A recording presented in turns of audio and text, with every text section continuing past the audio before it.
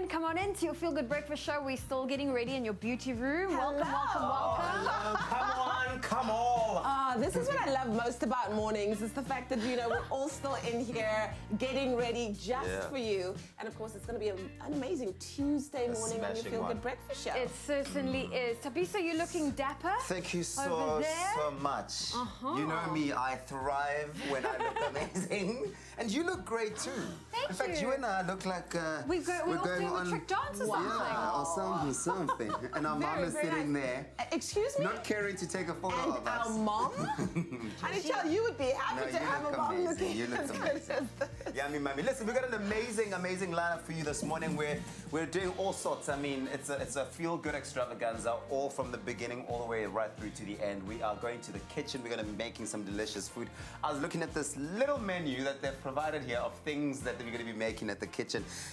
Hake bake with spears. Oh, wow. Okay. Hake bake with? Spears. Okay. All right. Take note of this. Lactose-free smoked salmon and leek quiche. Do you understand that? Do you understand that? And then we're also making green shakshuka. What is a shakshuka? Oh, okay, so shakshuka is one of my favorite breakfasts. It has got meat and it's got egg, but you like cook it together and it's wonderful. It's like a mincy kind of situation and you can add beans in there.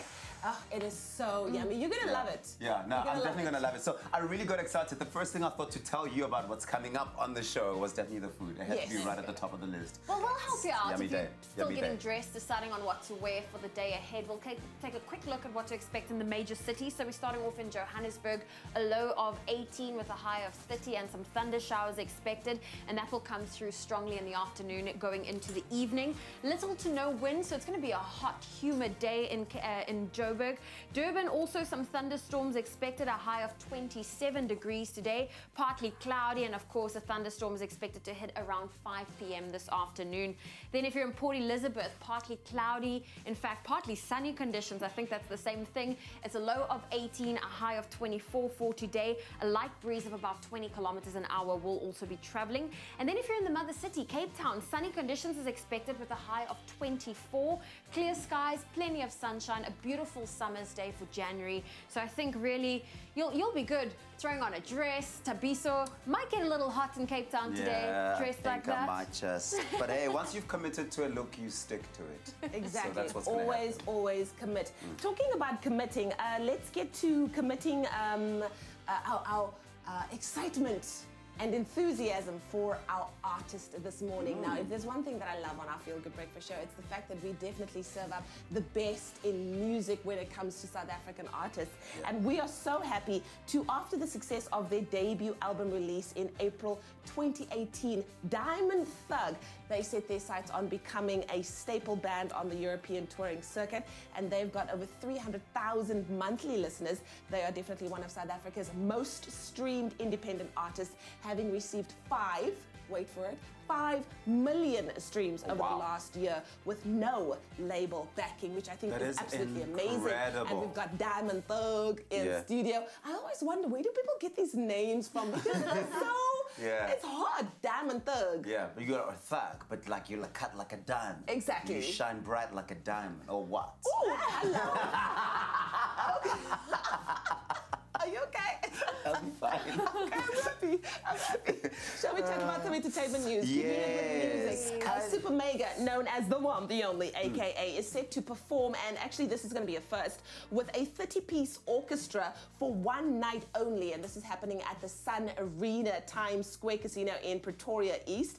It's going to be seen hits like Fela and Versace, Alter Ego, Levels, Be Careful What You Wish For, Touch My Blood, and of course some surprising acts as well. And actually AKA took to Instagram saying, I believe now, with 3 classic solo albums done and dusted, the time has come to bring my catalog and legacy to life in what is to be a legendary night of music with friends, family, and most of all, a celebration of Megacy. I love everything is so mega. Megacy, Super Mega, and of course this is not the only exciting news that the superstar let us know. Also, he's just come back from Nigeria, where he won Best Hip Hop at Sound City MVP Awards, beating out the likes of Fal's Nasty Sequester and Sarkodie as well. So very, very proud of him. He's been very really quiet of late. Have you noticed? But he's been a good boy too. And that comes from, I mean, last year, October, he dyed his hair blonde. A man that changes his hair is about to change his ways and his life. Preach, AKA has done the thing. Yes. I have done the thing. We are all on the straight and narrow. I'm very, very happy for you. Talking about someone doing the things, we all know that Kylie Jenner is like, she's had an amazing 2018. She's a bit of a powerhouse at the moment. Exactly. Times, or rather, is it Forbes? Forbes. Like, top earner. I mean, the beauty industry has been rocked by Kylie's makeup self-made billionaires. Exactly. So when you think, when it comes to the world of Instagram, Kylie's owning it. She has pictures that get gazillions of likes. However, there was one picture that beat Kylie Jenner to get the top honors, and it is the picture of a humble egg. Yes, an egg beat out Kylie Jenner to get 23 million likes on Sunday, beating the first glimpse of Stormy, which has over 18 million likes. That was the highest. That was the highest. And a picture of an egg. So of course, Kylie, just an egg, just a beautiful egg in all of its natural glory. There's something about when you look at that egg that is therapeutic, because you're scrolling through Instagram and you're seeing all these things that sometimes might make you feel like, oh, I'm just sitting here in my pajamas and someone's looking amazing in their nice black dress. And then you see this beautiful egg, you just want to double tap. Yeah. Well, this was Kylie's response to the fact that the egg beat her as the most liked picture on Instagram. All right, guys. First, let's feel the ground. Really hot? Okay.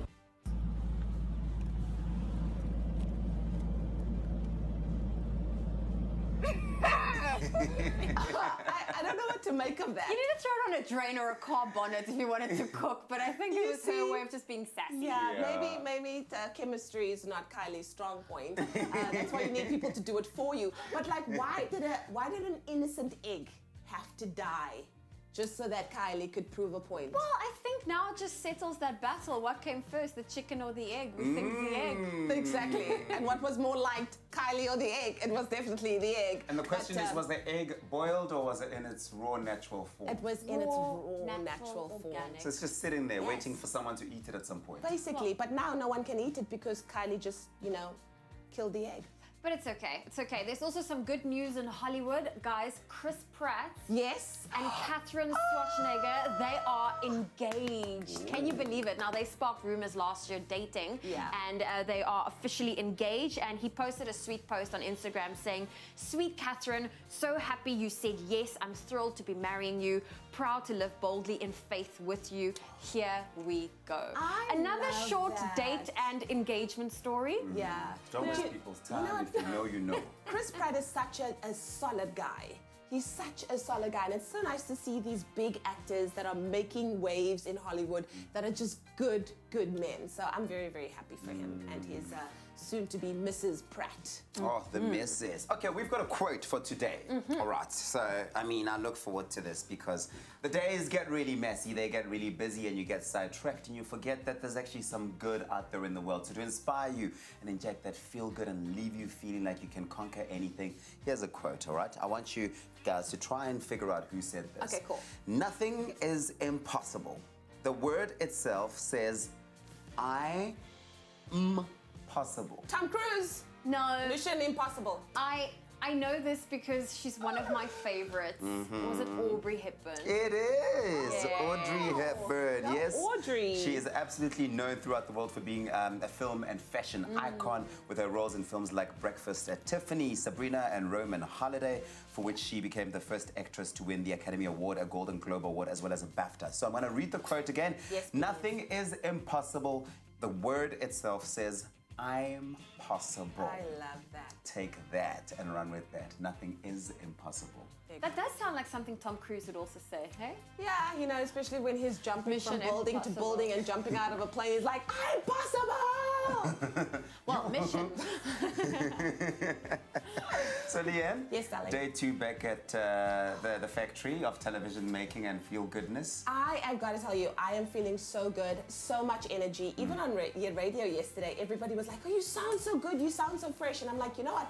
I think 2019 is going to be a good year for people. I think 2018 showed a lot of us flames, but we're coming out stronger. Yeah. We're coming out more determined, more passionate. Yeah. So I'm very, very excited to see what 2019 has in store for us. Yeah. Do you have any big plans for the year that you can share? Because I know y'all celebrities, y'all like, well, I can't really say Yeah. anything right now, and then there's nothing going on. But what do you have? I mean, there are really 2 things that I'm working on. So, as you know, I run a business on the side, my side hustle, Oh, you or my got a main side hustle. business?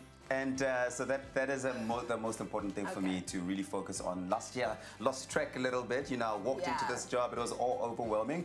But yeah, this year I'm going to focus on that. I'm also looking at working with a lot of young people. I'm starting a youth foundation that seeks to expose young people to opportunities that they otherwise wouldn't have access to. So it's going to be a really good time.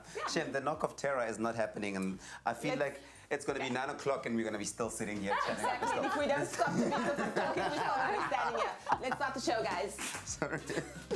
I step into the day with the dawn ringing in my ears. Oh, well, I tune into my TV show. No better way, I gotta get myself into gear. Let's go. Oh, and I feel good today with my wake up in the morning espresso.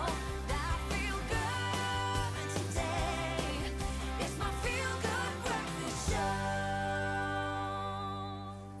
All right, here we go with your Tuesday morning. A very warm welcome from my side as well. Let's start off with taking a look at those news headlines quickly. National news, the South African Local Government Association says it can't support Eskom's request for another electricity price hike because of the undue burden it will place on already struggling consumers. And Parliament's Home Affairs Committee wants its officials working in the front line to be prohibited from using cell phones during working hours. Making international news headlines this morning, protesters barricaded roads and burned tires in Zimbabwe's capital, Harare, yesterday as anger over the worst economic crisis in a decade spilled onto the streets and heaped pressure on President Emmerson Mnangagwa. And the mayor of the major Polish city of Gdansk died in hospital yesterday after being stabbed at a charity event. A 27-year-old male with an extensive criminal record has been arrested in connection with the attack. And finally, the recent fires that ravaged parts of the Western Cape brought out the very best in people. At one stage, Generation Schools at Hermanus was under threat from raging flames a mere 7 meters away, but firefighters fought them off. The school was most grateful and decided to give thanks by giving back. With donations from generous parents, learners distributed cold drinks and food to the firefighters, and in the early hours of the next day prepared curry and rice to serve these brave men and women. As the school posted on Facebook, alone we can do so little, together we can do so much. And with that, we leave your news headlines for now. We'll expand on those stories at the top of the hour.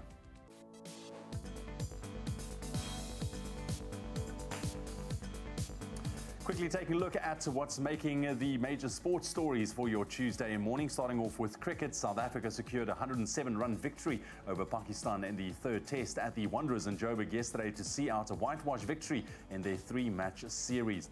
And over to soccer news, Manchester City beat Wolverhampton Wanderers by 3-0 in the Premier League last night to keep the pressure on league leaders Liverpool.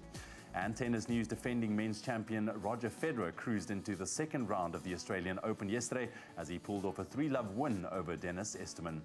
We leave your news or your sport headlines right there. We'll expand on those stories at the top of the hour. Thank you, Ewan. I know earlier this morning we gave you a quick preview of what to expect in your temperatures while in the beauty room, but let's take a full look at them. But before we get into them, a big thank you to the beautiful sunrise photos coming through. We received this gorgeous sunrise photo from Cape Town. In fact, this one was sent to us by Zane Smith. Now, Zane, today you can expect plenty of warm conditions, a lot of sunshine, and of course a light breeze of about 20 kilometers an hour and a maximum of 24 degrees Celsius. But on that note, let's take a look at the rest of the temperatures. Angeles. We start off in Polokwane, a low of 20 with a high of 29 is expected. Mbombela, 21 with a high of 31. Some thunder showers for Pretoria, 19 with a high of 33. Johannesburg, 18 with a high of 32. A scorcher of a day is expected in Mahikeng, 21 with a high of 38. Cloudsthorpe, 20, reaching a high of 37. Kimberley, a high of 39 for today. We also have some sunny conditions in Bloemfontein, 17 with a high of 38. Richards Bay, 22 with a high of 33. If you're in Pietermaritzburg today, 18 with a high of 26 can be expected. Durban, 22 with a high of 27. Thunder showers for Mthatha today, 18 with a high of 24. East London, 19 with a high of 26. We're expecting some partly cloudy conditions in Cradock today, 15 with a high of 33. Port Elizabeth, 19, reaching a high of 25. Partly cloudy in George today, 15 with a high of 23. If it's sunny in Sutherland, a low of 11 with a high of 28. The mother city today is experiencing a low of 17 with a high of 24. Worcester, a hot one on the cards, a low of 13 with a high of 31. We have sunny conditions for Springbok, 11 with a high of 33. And Uppington, it's sunny with a scorcher, 39 degrees Celsius for today. We'll look at these temperatures again in a short while, but if you have a picture you'd love to share with us, feel free to do so on the Expresso Facebook page. Thank you, Zoe. Now let's get the show officially underway. After the break, which we're going to take right now, you get to know about this local hero who saved 30 tortoises from the Hermanus fires. I mean, it's a story. It definitely is. A story. Yeah. A feel-good and one. then also coming up on your Feel Good Breakfast show, we're going to get to know Diamond Thug, our musical guest on the show. All that and more coming up on your Feel Good Breakfast show. We'll be right back.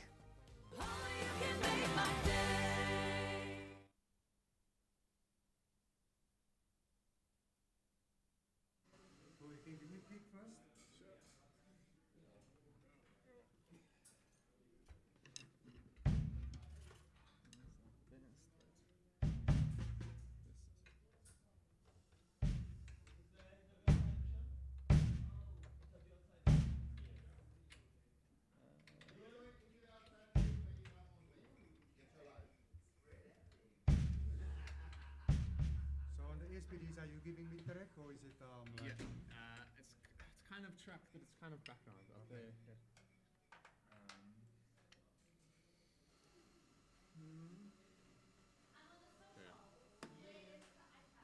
Okay, can you give me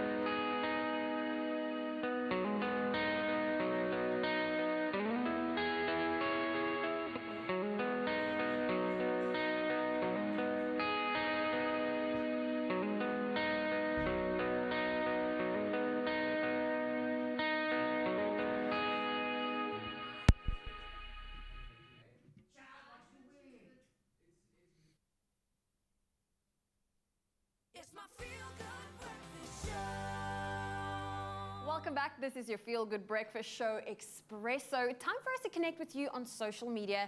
This is Kat, looking very excited. And of course, it is also Travel Tuesday, so you need to make the connection. We are asking you, do you have any big travel plans for this year ahead? And looking at the comments, you guys are super duper excited for what's ahead.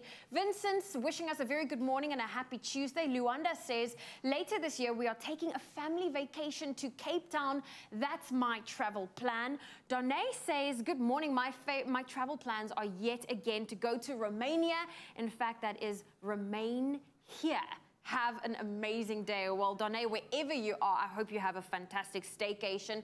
We also have Sinkobile saying, no big travels, just a trip to Durban around October to celebrate my daughter's birthday. So happy birthday in advance. But of course, do let us know if you're celebrating a birthday. We'd love to wish you and of course any of your special loved ones. That email address is birthdays@cordova.tv. But connect with us on social media. We'd love to know what you're planning for Travel Tuesday.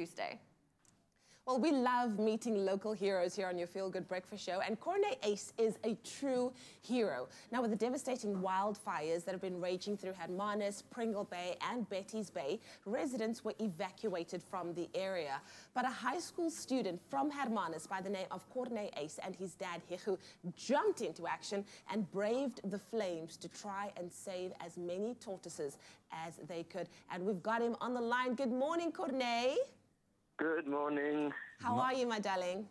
I'm doing very well, thank you. Awesome, Corne. Listen, we came across your story, and I think it resonated with so many people. Of course, the devastating fires dominated the news headlines as well. But tell me a bit more about that particular morning where you and your dad decided to go out and rescue these tortoises amid a lot of danger, man. I mean, look at these fires, or the pictures that we've seen. Yeah, it was pretty rough. It was around 2 o'clock in the afternoon, and I was at school, and school fire alarm went off, and the fires jumped over the mountain, and our school is situated at the base of the mountain. Wow. So the danger was real, and we got evacuated, and as soon as I got home, we jumped into action. Sure. Yeah, me being a professional snake catcher here in Hermanus town, I just grabbed all the containers and boxes I could find and just load them up onto the bucky and just head out back to the front lines with the firefighters. Wow, it's so wonderful because I think that you were almost the best person to do it because you already had the knowledge and the expertise. But how many tortoises did you end up saving, Corne? Well, it took us about 3 or 4 hours of fighting the flames in and out, but at the end of the day, we managed to rescue 53 in total. Oh, wow. That is amazing, man. And look at these pictures.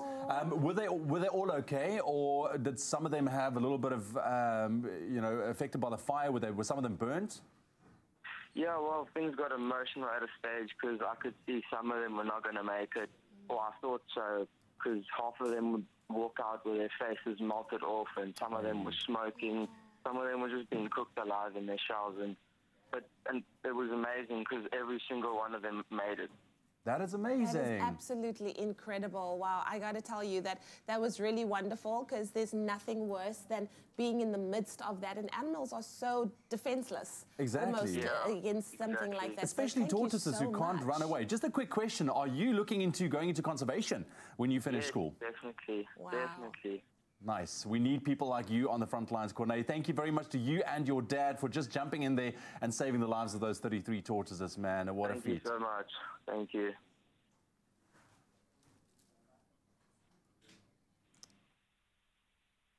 Alrighty then, a very good morning, bright and breezy outside on this Tuesday morning, and it's right about time that we get to know our guest artist this morning. Diamond Thug is in the studio! Yes!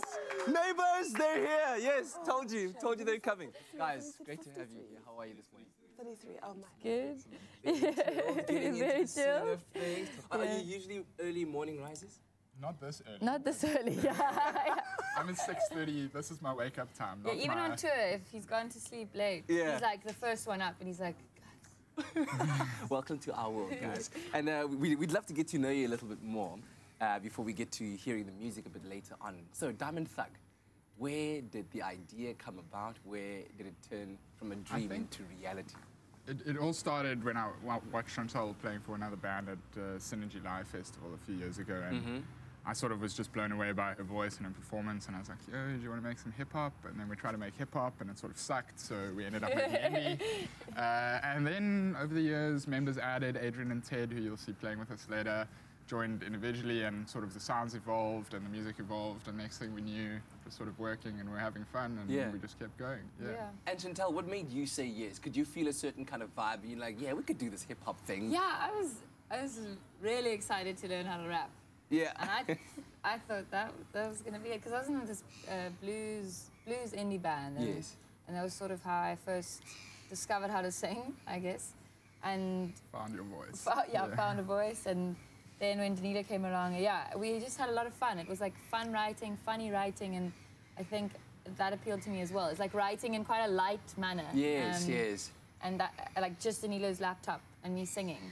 And but that's amazing. It sounds like the most organic form of energy, just, you know, coinciding and working together. We're also just trying to be a bit weird, I think. Yeah. Are you trying to be weird? We were. We're not trying anymore. Okay. Now we're just trying to be us. No, just trying to make music. But whatever it is you're doing right now is working very well, because you guys you're one of South Africa's most streamed independent artists. You have, what, over 300,000 monthly listeners. Every single month, 300,000 people or clicks are coming through and listening to your stuff.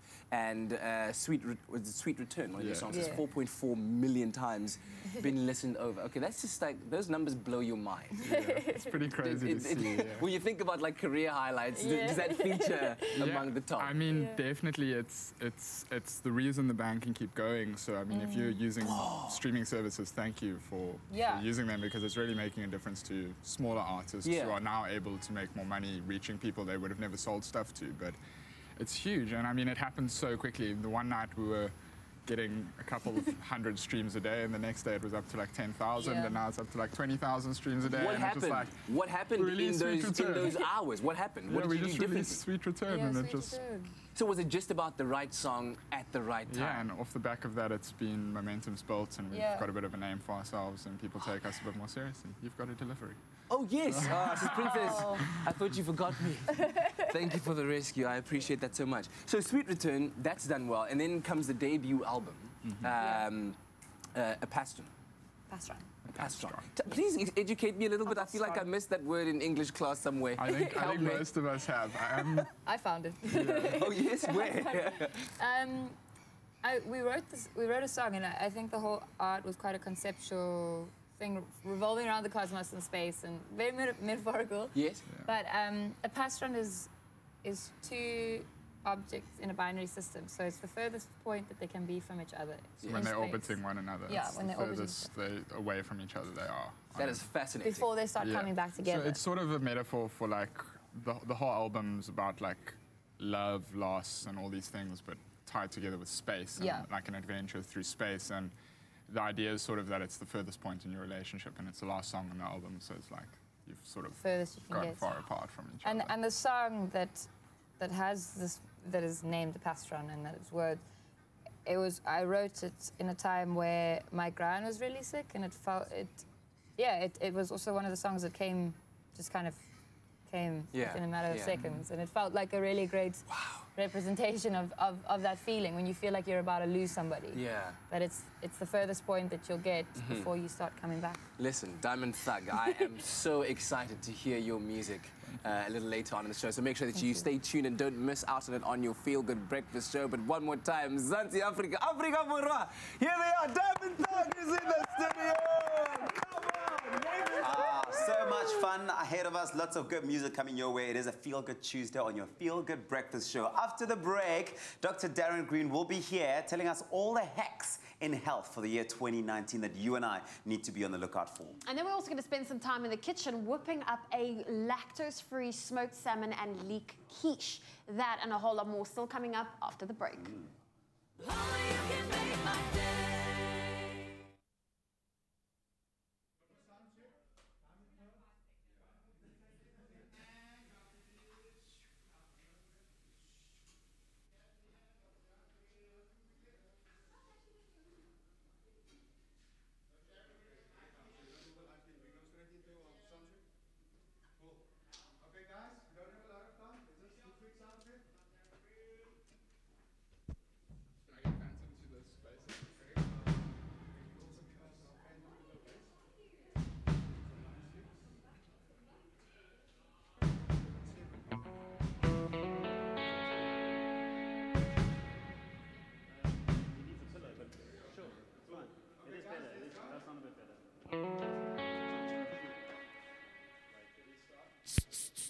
Let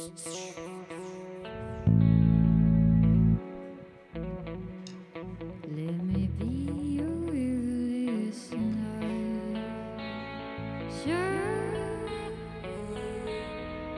when there is none, I'm a shepherd for you, and I will guide you through.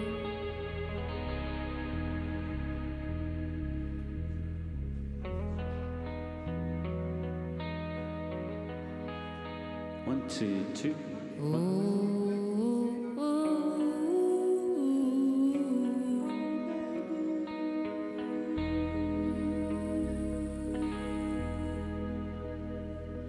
Sure, there is none. I'm a shepherd.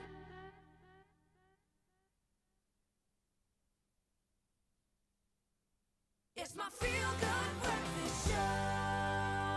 Alrighty, it's a Tuesday morning. We're live, large and in charge. Welcome to it, your Feel Good Breakfast Show. Thanks so much. It's so good to have you here with us. And Really of course, is. yeah, it is. It I'm always available really for is. Now listen, most of us are still feeling that new year, new me vibe. Yes. And our first challenge usually is shedding the festive season weight gain. And a popular trend is to go on some kind of cleanse or a detox. But the question is, are these miracle cures really worth that commitment? So our resident health expert, Dr. Darren Green, is back to help us answer this question with the Be Well Health Hacks. Welcome, Dr. Darren Green. Good morning. Thank you. Signore, good to have you. Looking very good. Did you even have a festive season? You're just looking all like athletic and stuff. Oh, yes, I did indeed.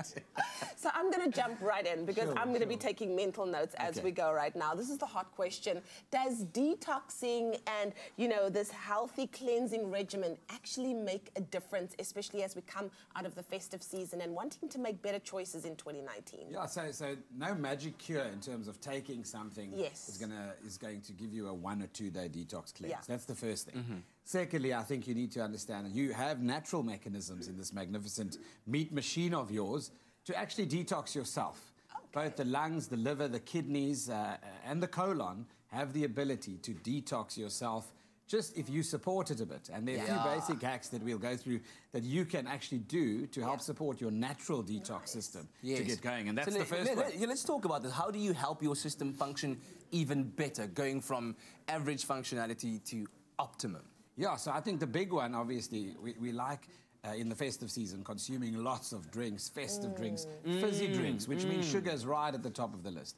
Alcohol itself as well, when people often drink alcohol, contains loads and loads of sugar. And with that, calories, and thus the increase in weight. Because energy in, energy out is not balanced, and that's why, obviously, refined sugars particularly add so much to our calorie intake and to our weight gain. Yeah. But also, obviously, the spiking blood sugar levels up and down and the mood that's affected by that too. Yeah. Very weird thing that I've tried recently is to completely cut sugar out of my coffee.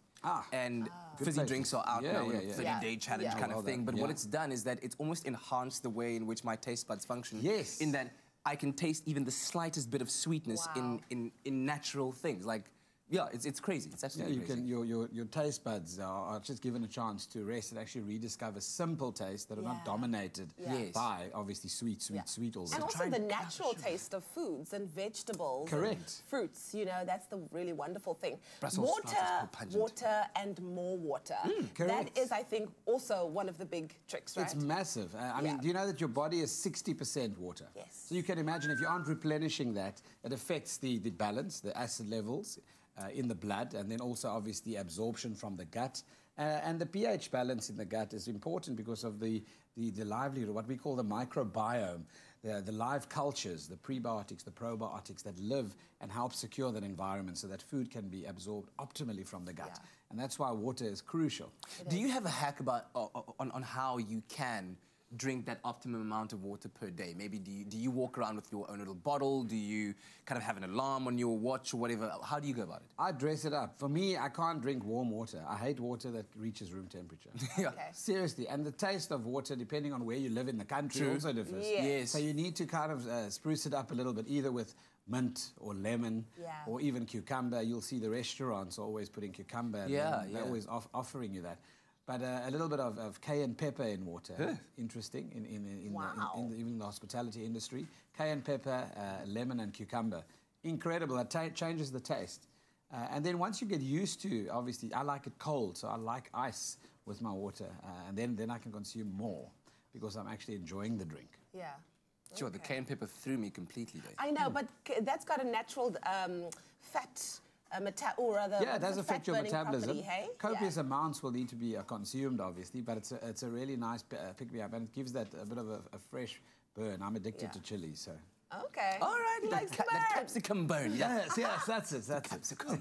All right, do regular exercise to support the detox function. So exercising does not just benefit the muscles and the development thereof. Exactly. But you do sweat out the toxins. People that have had benders and bad nights, when they go say, I'm going to get on the treadmill and go and sweat it out, enhancing the metabolism by exercising, you're speeding up the metabolism, which means even that process of getting rid of toxins where you increase your urine production, your sweat rate, and so forth. And then you are going to rid yourself considerably of these things. So some simple tips, but useful. Yeah, at the end of the day, trust your own body to do its own work. Exactly. There's no miracle cure that's going to make it good in 2 days or such. You just got to get in there, basically.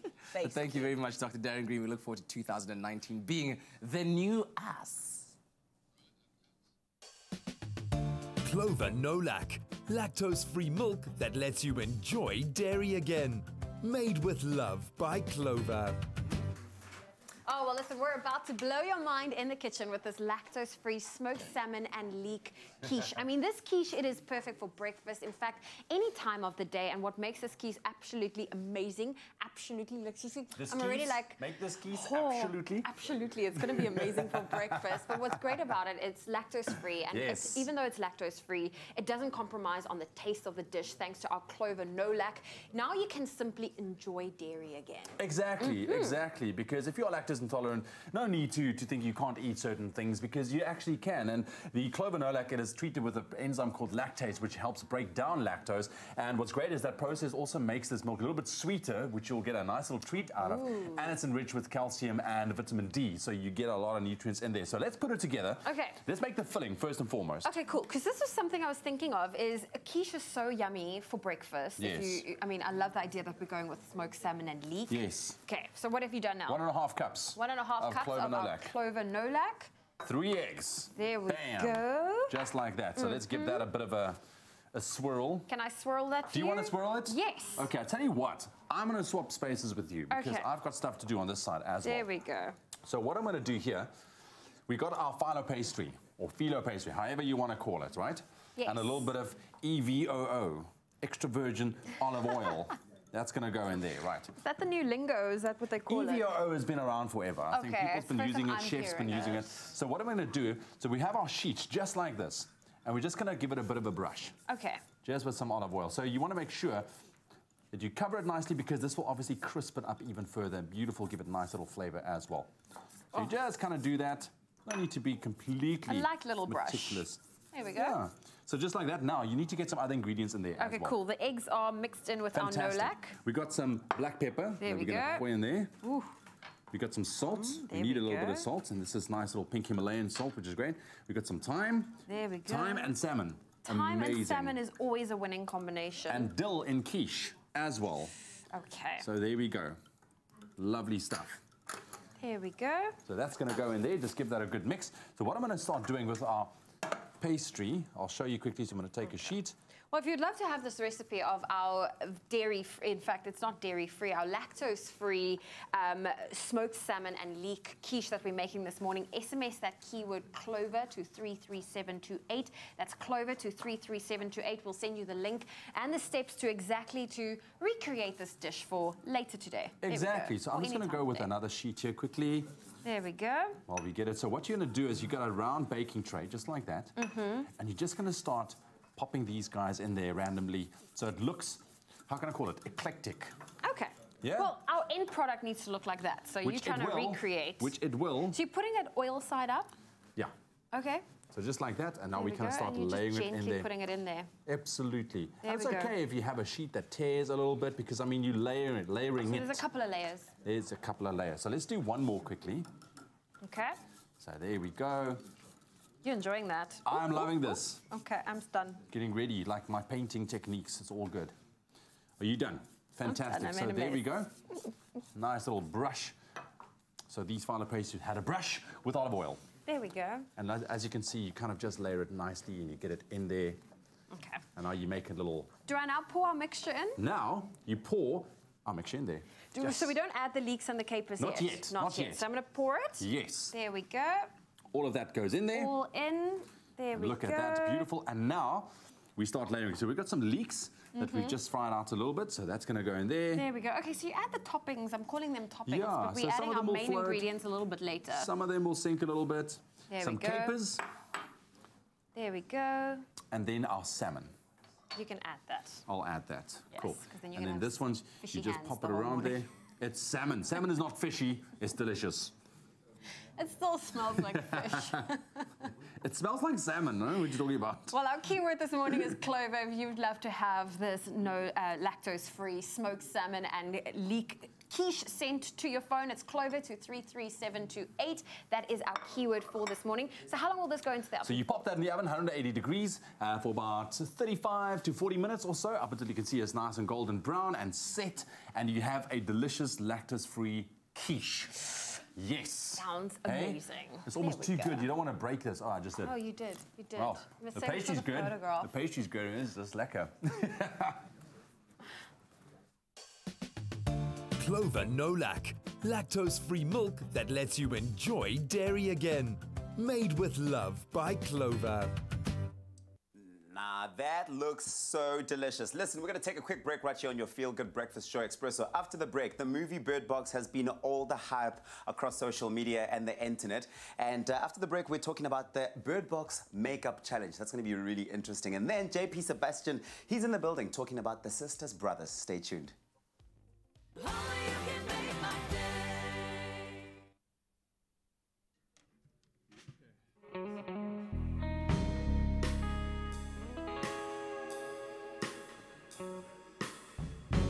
Oh baby, can't you see it's shining just for you?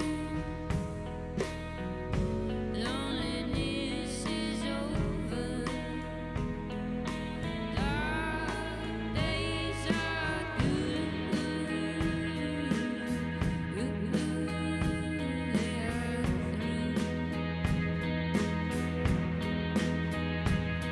Let me be your everlasting light. A hold and never slow. In me you can confide when no one's by your side. Let me be your everlasting light. Let me be your everlasting light. Betray going away from me. Love is the gold that makes this train roll. Let me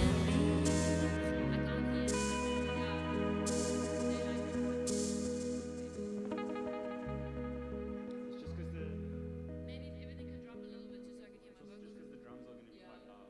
Unless we can just get the vocals. Yeah, can you hear my vocals loud? Oh, leave me be.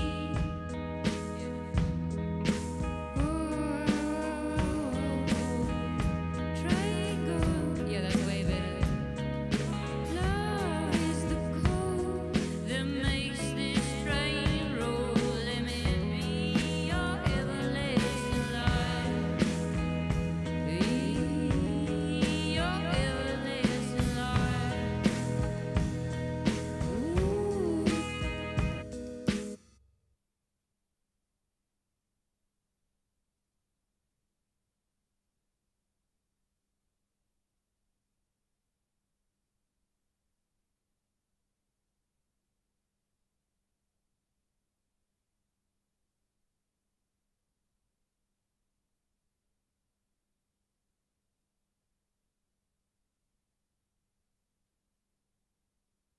It's my feel good breakfast show. welcome back to your Feel Good Breakfast show. So good to have your company on this Tuesday morning. Listen, so we found some weird things that are happening. I think I can call this story weird. If you've watched the movie, if you've watched the movie Bird Box, Sandra Bullock's latest blockbuster, you'll know what we're talking about. It's a movie wherein people are affected by some kind of phenomenon that you don't know, but what basically happens is supernatural terror that has taken the world by storm, and everybody, when they see it, they kill themselves. They kill themselves, basically. Exactly. So naturally, like Katlego just said, it's taken the world by storm. Everybody's talking about it for the last month. The internet has been full of crazy memes and reviews and challenges, and it seems like no one can escape the Bird Box craze. Now, the film follows Sandra Bullock, a mother who has to venture into the unknown, into the woods, into a river, simply blindfolded, and she's accompanied by her 2 young children in an attempt to escape. Come here, boy, come here, girl. Now, one of the viral trends that has been the hashtag #BirdBox challenge has seen people taking on dangerous things simply by being blindfolded, which is not a good thing. Don't ever do that. However, a bunch of makeup artists have decided that they're going to do something better and creative, inspired by the film. Now, in the film, Sandra Bullock's character, Mallory, uses birds who can sense that the enemy is near to guide her and her children through the unknown. Following the hype, makeup artist Lauren then created this amazing makeup look, incorporating the life-saving birds. And of course, makeup artist Anya as well took inspiration from the entrance's hazy eyes of the people under the influence of the deadly airwaves. So I think that's really wonderful. You see how the eyes kind of became like very infected. That's what happens in the movie whenever you come into contact with this supernatural power, is that your eyes change and something happens there. So that's I wanted to find out, though, from a makeup point of view, because you understand makeup, is that photoshopped? Is her eye photoshopped, or has she done something to make her eye look like that? That is very good. You know, like sometimes it's also contact lenses that can create that look as well. But this artwork here and what she's done on the top of her eyes is beautiful. Stunning. The makeup artists can have lots of fun with this. 100%. My only dare is if we had the makeup artists here on Expresso, blindfolded when they do yours and Zoe's makeup in the morning tomorrow. That might be an interesting one to see. Or when they do yours. I mean... Honey, you're trying to make it look like you woke up like that, child. I didn't know. Okay, how about this one? Ruby incorporated a popular quote from the film Everyone Must See in her look as well, that featured the glossy, vacant eyes of the victims that have seen that. That's definitely a contact. Like, you can't do that. And in fact, in the movie, one of the characters who goes crazy, who's kind of developed some kind of immune system to this spiritual phenomenon, tries to open people's eyes and makes them see like that. So that's from one of those scenes. It's crazy. Like, you must see it. It's so beautiful. And then when you finally see, you don't die. It's crazy. And then, of course, Colourful Deneen opted for a creepier pop art look.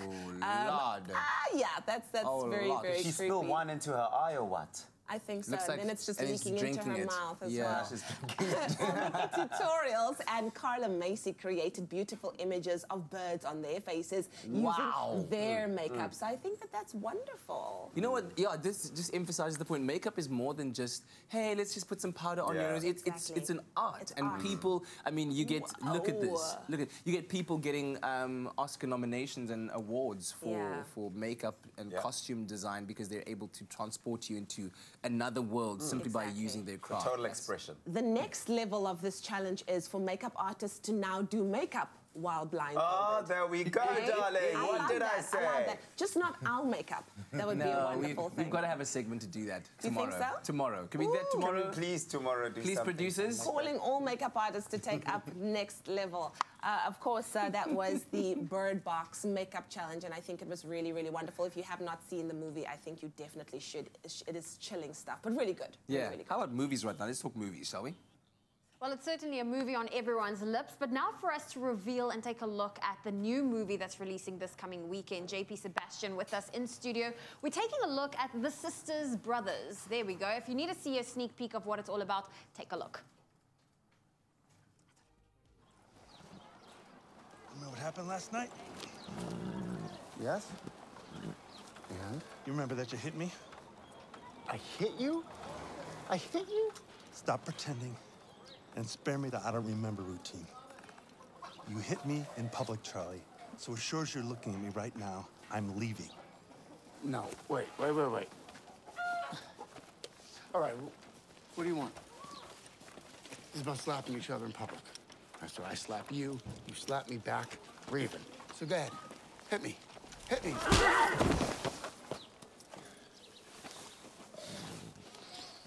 Jesus Christ. What is your problem? I slapped you and whacked you in the head with a shovel. See? You do remember. Well, I need to ask you, JP, is this a drama? Is this a comedy? Yeah, I think that it was hard to tell from that scene. It would be just classically referred to as dark comedy. Dark comedy. So if you grew up liking stuff like, say, what Quentin Tarantino's done in his life or anything like that, then this would look familiar. However, this is directed by a guy named Jacques Audiard, who is incredible. If you wanted to get more into this guy, if you ended up liking Sisters Brothers, which I think you can, he did another one called A Prophet, which is incredible. But so he comes from a background of very dark and dreary movies, just with like a minor, very delicate silver lining if you just take the chance kind of thing. Yeah. And this movie, it goes back to the California Gold Rush, so it's the 1850s. Ah, yeah, yes? yeah, I think this is like the 1890s. So why does anyone just know that offhand? Okay. No, it's called Google. Strange precedent. Okay, good for you. So yeah, what they're facing is it's John C. Reilly and Joaquin Phoenix. You know the name John C. Reilly. You said you're not major on his comedy stuff. Not always. I don't always, like, especially when he's in that funny humor. It's not like my just humor. totally dumb stuff is what miss he's capable of doing. So Step Brothers is probably the one that was like, for you. Step Brothers is with Will Ferrell, you'll know, and John C. Reilly has done dead serious stuff before, like Thin Red Line. I don't know how this actor's capable of being as versatile as he is, and in this as well, it just works perfectly because, like you said, it's not totally comedy and it's not totally drama. Joaquin Phoenix on the other hand, Riz Ahmed and Jake Gyllenhaal, these are all very, very good actors and all like deeply overlooked because they don't necessarily look like Chris Evans or Chris Pine or something like that. So Riz Ahmed plays a prospector who has a chemical formula that can reveal gold if you just chuck it in the river, and the boss of John C. Reilly and Joaquin Phoenix want to get their hands on this guy for his formula, but also it's because he owes them a debt. So they're hitmen in a way. Okay.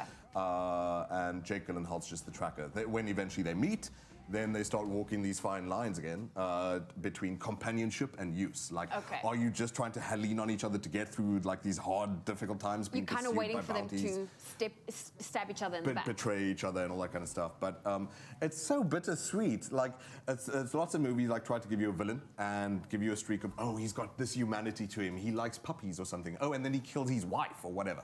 So like, but these guys are actually just to the core, they're horrible. But you're almost not sure if you love them or not. It's very, very well written. And yeah, it's a really sweet story of, do you have to become the sort of violent past that you were raised in, or do you get to reinvent yourself at some point? And this is what John C. Reilly's character is like, can we keep living this vicious, bloody life? And Joaquin Phoenix is just like, this is what we do, we're hitmen. It's very good. Okay, very interesting. Well, JP, the question I have to ask you, how many popcorns are we giving the movie The Sisters Brothers? Sisters Brothers, it is a weird name, don't worry. It is a bit of a twist, you know. 8 out of 10 is what it gets. I was super pleased with this. There's so many, like, maybe in the past 10 years, 20 years, I think it was since True Grit came out, the remake of it. There's a good resurgence of modern Westerns. Sure, we love the spaghetti stuff and all that, but there's just so much stylish stuff coming out, and this definitely adds to it in a significant way. Okay, well, JP Sebastian being generous this morning on your Feel Good Breakfast show, giving the movie The Sisters Brothers 8 out of 10. I'm very impressed with that, but why don't you go see it? It's coming out in the box office this weekend. Of course, JP will be back a little bit later. Yes, ma'am. Today. There were like 5 Zs and 10 S's in Sisters. Okay, well, there we go. Well, certainly looking forward to that and more on your Feel Good Breakfast show. But do stay tuned after the break. Some people out there about thug life on social media, but we're all about Diamond Thug, our guest artist who will be performing. The group is here getting ready to tune this Tuesday. I can't wait for them to tune this Tuesday, bro. While we're putting out the vibe outside, it's all good. We're also talking about eczema in our health chat. Yeah. So understanding it, what does it exactly mean? If you have any questions, 021-430-9881. That's where you can connect with us. Dr. Darren Green is in the house. That and more after the break.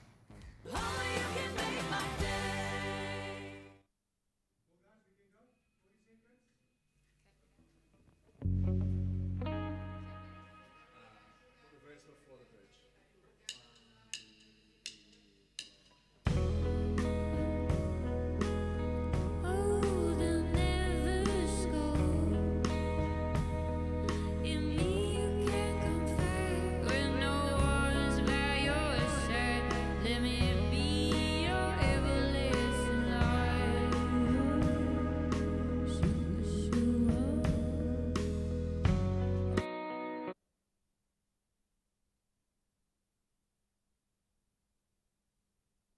It's my feel-good breakfast show. Happy birthday, a very happy birthday to you. Welcome back to your Feel Good Breakfast Show. It's Expresso right here on SABC3. And when you hear that tune, you know what it means. It's time for us to wish some really special people a happy birthday. Now, what does Mr. Worldwide himself, Pitbull, have in common with Disney actress Dove Cameron, famous for her role as Mel in the popular Disney's Descendants film? Well, for one, they're both hugely successful performers, and they both celebrate their birthday on the 15th of January. So let's take a look at who else shares their special day with these awesome celebrities.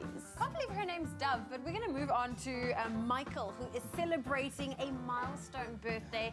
Ladies and gentlemen, please can we give Michael a happy 50th birthday?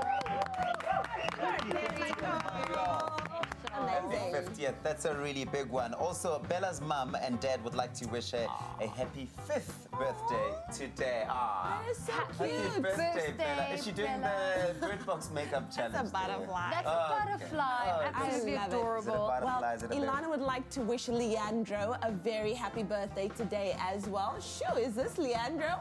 Oh, he'd be handsome, child. Okay. Only Leanne, only Leanne. He's handsome, I'm just saying. Happy birthday. Happy birthday. Happy birthday. Well, listen, do you know anyone that's celebrating their birthdays and you'd like to send them some love on their birthday? Why don't you send us an email, birthdays@cadova.tv. Be sure to include their name, their contact number, as well as how old they're turning, and we'll be sure to have a slice of cake on their behalf, as well as wish them well on the television. Are you going to grab that? Should I? Go for it, Tippy. So we love you. Just take a big old bite.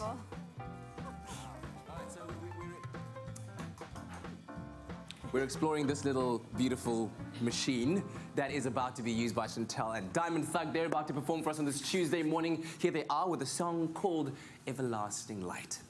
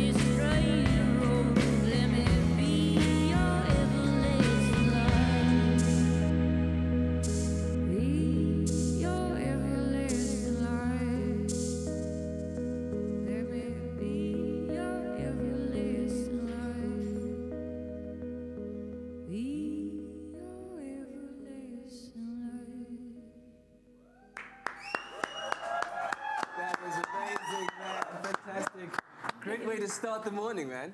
Listening to that song, I just want to go somewhere. I don't want to be in the same place. I just want to go somewhere. What inspired that song, Everlasting Light? It's a cover by the Black Keys. And I think it's just a song we've all loved for ages, and the lyrics really stuck with us, and then we just really wanted to give it our own flavor and taste. So. And we all feel quite peaceful when we play it. So. Yeah. I mean, that would be the ideal way of waking up. So when people have not heard the Diamond Thug sound before, this is the vibe that one can expect? I think it's of our quieter things. I mean, in the next song, you'll probably hear we get a lot louder, but I think in terms of quietness and elements and sounds, yeah, you got those elements of light and shade. We like that. Listen, where can we follow you guys on social media? Facebook, Diamond Thug SA. Instagram, Twitter, Diamond Thug Band. And Spotify, Apple Music, any of the major streaming services, we're on there, Diamond Thug. Fantastic stuff. Do so. Follow them. We'll have more music from the band a bit later on. In the meantime, link up with us on our social media pages and let us know what you thought about that cover performance of Everlasting Light. 7 o'clock, let's quickly take a look at your news headlines for your Tuesday morning. Firstly, your national news. The South African Local Government Association says it can't support Eskom's request for another electricity price hike because of the undue burden it will place on already struggling consumers. It says Eskom's demands will not only exacerbate debt only owing by municipalities, but also force more paying customers to move off the grid. Countrywide hearings on Eskom's request for a 15% annual increase for the next 3 years started in Cape Town yesterday, with Eskom telling the National Energy Regulator of South Africa that it's in a debt spiral.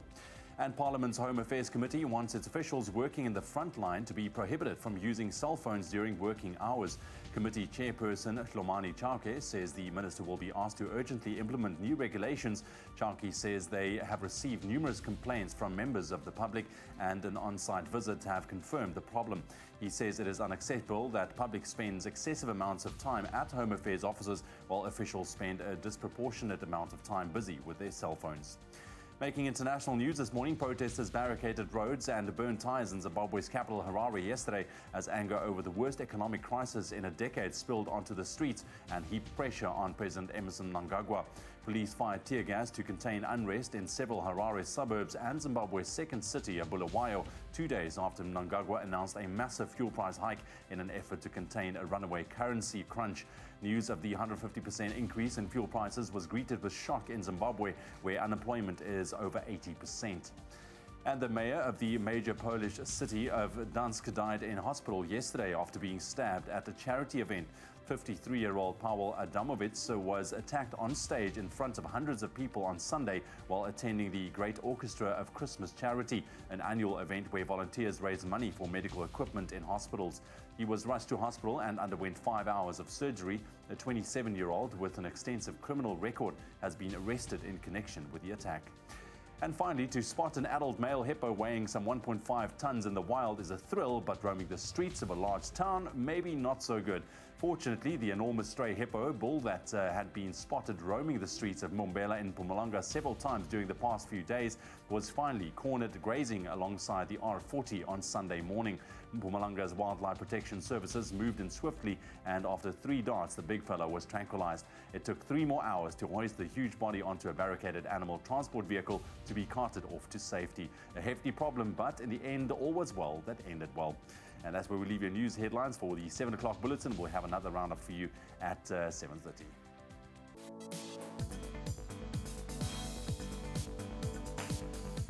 Well, here's a look at the latest sports headlines. South Africa secured a 107-run victory over Pakistan in the 3rd test at Wanderers in Joburg yesterday to see out a whitewash victory in their 3-match series. Now, Pakistan started the day on 153 for 3, still needing 228 for victory.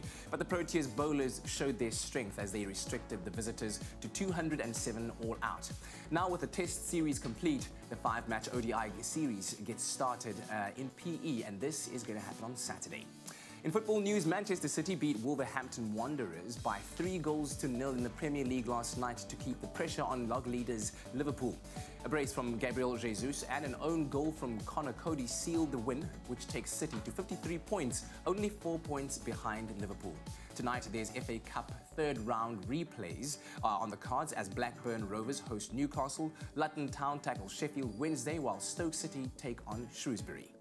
And finally, defending men's champion Roger Federer cruised into the second round of the Australian Open yesterday as he pulled off a 3-love win over Denis Istomin.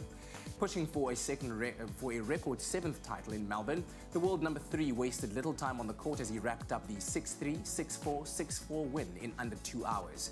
In other results, Kevin Anderson beat Adrian Manarino, Andy Murray lost to Roberto Bautista Agut, while in the women's draw, Maria Sharapova, Petra Kvitova and Caroline Wozniacki all progressed. And that is a roundup of the major sporting headlines this morning.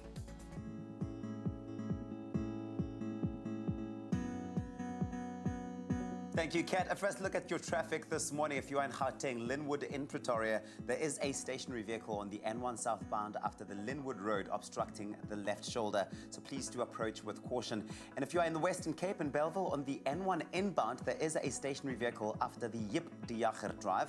Delays can be expected, so please keep a look out for that. And after the trains, the Cape Flats line, there are defective signals between Woodstock and Salt River, which are currently impacting the Cape Flats train service. Technicians are on site attending to the problem, so please do allow for an extended travel time.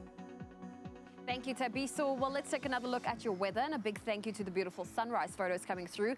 Fatah Khan, thank you for this sunrise photo from Richards Bay. Now today, Fatah, you can expect warm temperatures, partly cloudy conditions with an evening thunderstorm expected with a maximum of 33 degrees Celsius.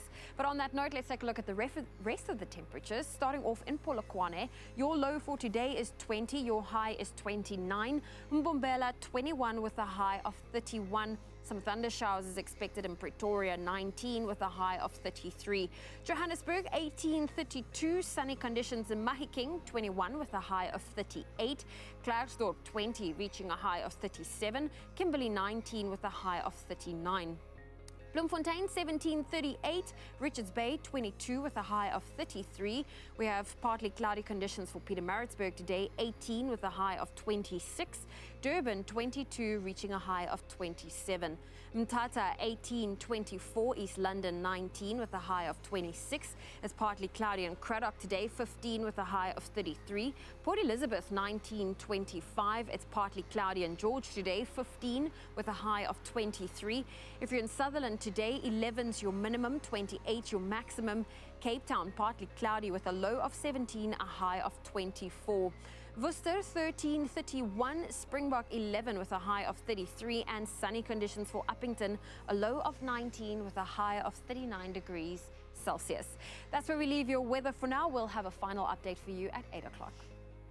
Thank you so much, Zoe. Time for us to head to social media this morning, and we're talking about our musical guests now. They are one of South Africa's most streamed independent artists, and you are definitely guaranteed a good time every time you see them perform. We want to know, are you a huge fan of Diamond Thug, just like we are? Let's see what you have to say on the socials today. Kirsten says, so peaceful, love her voice. Absolutely, we do. Samu Keliswe says, good music, beautiful performance. Felicity says, relaxing. Clayton says, a big fan, thank you guys. Morning Expresso staff. Lee Holmes says, love it, naturally beautiful, Chantal. Let's see, there's, of course, I love them. They say, mind-blowing, sounded great. Good music, guys. I am enjoying it on SABC3. So basically, we all feel the same, and that's why we've got them here the entire morning, and they are definitely going to be entertaining us again a little bit later on. So we're going to be taking a very quick break. It's your Tuesday morning, and it's so good to be hanging out with you. Thank you very much for tuning in. When we come back, if you are hungry, I am. A green shakshuka. Oh, yes, I'm a fan of shakshuka. It's going to shock you. It's green. It's that good. Yesterday was all about the black food. Now we get into the green food. Exactly. Okay, all right, we can do that. But maybe, Sis Princess, for now, I'm itching for a sandwich. Could I please have one? Speaking of itching, our medical chat this morning, all about eczema. That's why Dr. Darren Green will be here to chat to us about that. So if you've got any questions to ask, give us a call. 0214309881. We'll be back with that and more on your Feel Good Breakfast. Thank you very much, Sis Princess. You toasted for me? Sharing a toast. Try the new McAfee Low GI sandwiches. Cheese and tomato, chicken club, and cheese and tomato chicken roll. Enjoy a moment in between with McAfee.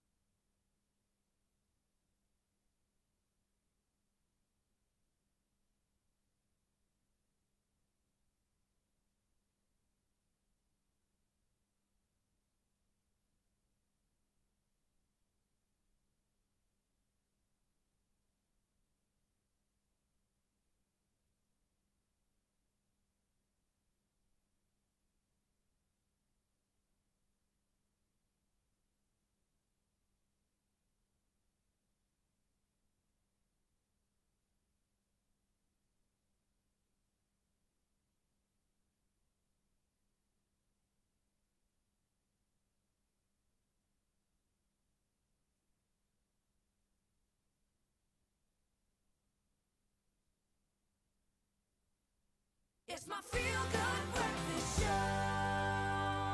Welcome back to your Feel Good Breakfast Show. It's Expresso right here on SABC3. Now, it is Tuesday, so we need to catch up with our medical expert once again. New research shows that about 10% of people will suffer from the itchy skin condition known as eczema at some point in their lives. Now, according to a study conducted at the University of South California School of Medicine, even for people with mild eczema, nearly 18% said they avoided socializing because of their appearance, while 23% said they limited their daily activities. Yeah, now eczema is more than just skin deep. It's a chronic skin condition that may interfere with a patient's quality of life and overall health, both physically and mentally. And here to help us unpack the causes and symptoms of the skin condition is, of course, our trusted medical professional, Dr. Darren Green. Always great to have you with your time and expertise, sir. So let's start first by defining what is eczema. Let's talk about what it is. Yeah, the official term that we use is atopic dermatitis. And atopia is not a place, it just refers to a collection of conditions that are associated with a hypersensitive immune system to different triggers. And with eczema, this inflammation, it's basically an inflammatory patch of skin. And it has various types, various triggers. It occurs typically all over the body, but interesting to find near the creases on the wrists, for example, behind the neck, above the eyebrows, behind the knees. It typically starts in those areas. Also, perhaps because it's very hot there, and that's where you often have a bit of increased body temperature that irritates it and makes it more red, inflamed, and itchy. So that inflammation of the skin can have a spectrum of clinical presentation that mimics a lot of other conditions as well.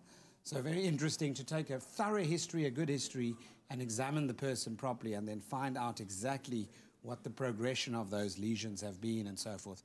But primarily affects the skin and has an array, as I say, of faces. Well, what exactly causes it, though? Yeah, so your body has an inflammatory response. Yeah. In other words, it's reacting to something in an over-eager way where you deposit too much, just like in allergies, for example, where you deposit too much histamine and inflammatory mediated substances or chemicals under the skin in those areas.